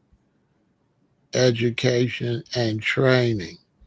We want to help these young people go to college and we want to help them with their tuition if they're struggling. That's the least we could do with this social media. You know what I'm saying? So salute to everybody for helping. You know what I'm saying? I think I know which one of y'all sent $1,000, but I ain't gonna put you out there like that. But I think I know who did that. Always a rider, and we're gonna leave that like that. And I'm gonna be donating a lot more, but I didn't want to donate a whole lot at the beginning, not knowing if people would think if she got to what we thought was the finish line, they would stop. But there really ain't no finish line like that the way a GoFundMe works. So I talked to them last night, and first I said, "Hey, we reached our goal. Let's cut it off." But after I kept thinking about it, I said, "Well, you know what? She can't really get too much money. She's only a sophomore." And I'm thinking, "Well, Pharaoh, do you want to cut it off?" And then we look up 6 months from now, a year from now, she needs some more money. No, let's put some money in her bank account. Whatever happens, happens. However much people want to donate, that happens. That's fine. So I told her mother, no, let her cut it off, let it rip, because like I told her mother, I'm worrying about security anyway. If she's doing film and cameras and laptops, I don't want to buy her no $5,000 MacBook and then somebody kicked the door in. So I got to talk to the mother about when she get this new place, like what's up with security. The place have to be secure. Because if not, she going to still end up having to have all the equipment at her mother's house, which is a shame. You can't have nothing out here nowadays, man. Everything you get, you got to think security. You can't wear no chain around your neck. You know what I'm saying? You can't. You come out there and bust the windows in your car. Boy, it's a shame. You know what I'm saying? And this where the education come in. Because if these young people don't get no education, they gonna steal our stuff. I don't like the penitentiary system. They should have to graduate something to get the hell out. No, you come in here. If you don't get some good grades and learn something, you don't go home.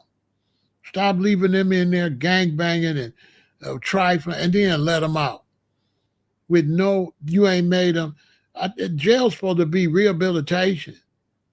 You ain't doing no rehabilitation with these young people. You just locking them up, making them worse, and letting them out. There should be requirements for improvement. You know what I'm saying?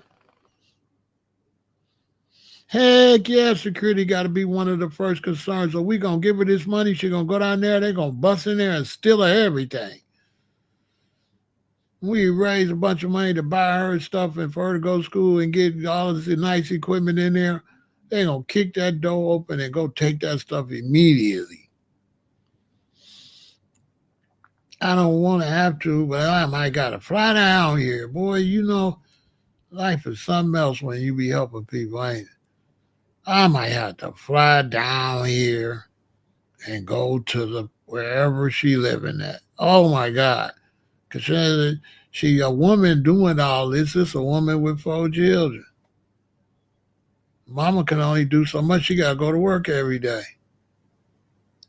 Lord have mercy. I might got to fly down here and help this baby and look at the situation and make sure the shit's safe. I might got to walk around and play boogeyman for like a week or two.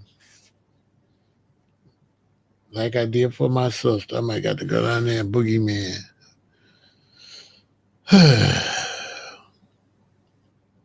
I guess you got to stay busy or you be out of here. So I guess you got to have something to live for. If you ain't doing nothing, then you go to the grave, I guess. So it's cool. Maybe I need to stay busy. But I'm thinking, what the heck? You know what I'm saying? You know, when you raise the money, first thing you're thinking is the stuff. Okay, we raise money, you go to school, you got stuff. Okay. Is you moving into a new place? What is up with the security? Not to mention there's creeps out there that'll go do something to her too. We'll figure it out. But thanks to everybody that supported. You know what I mean? It is what it is. Let's help out you. You feel me? Y'all stay positive. Once again, everybody support. Thanks for your support. You know what I'm saying? Y'all kept it really real. This is the best chat on YouTube.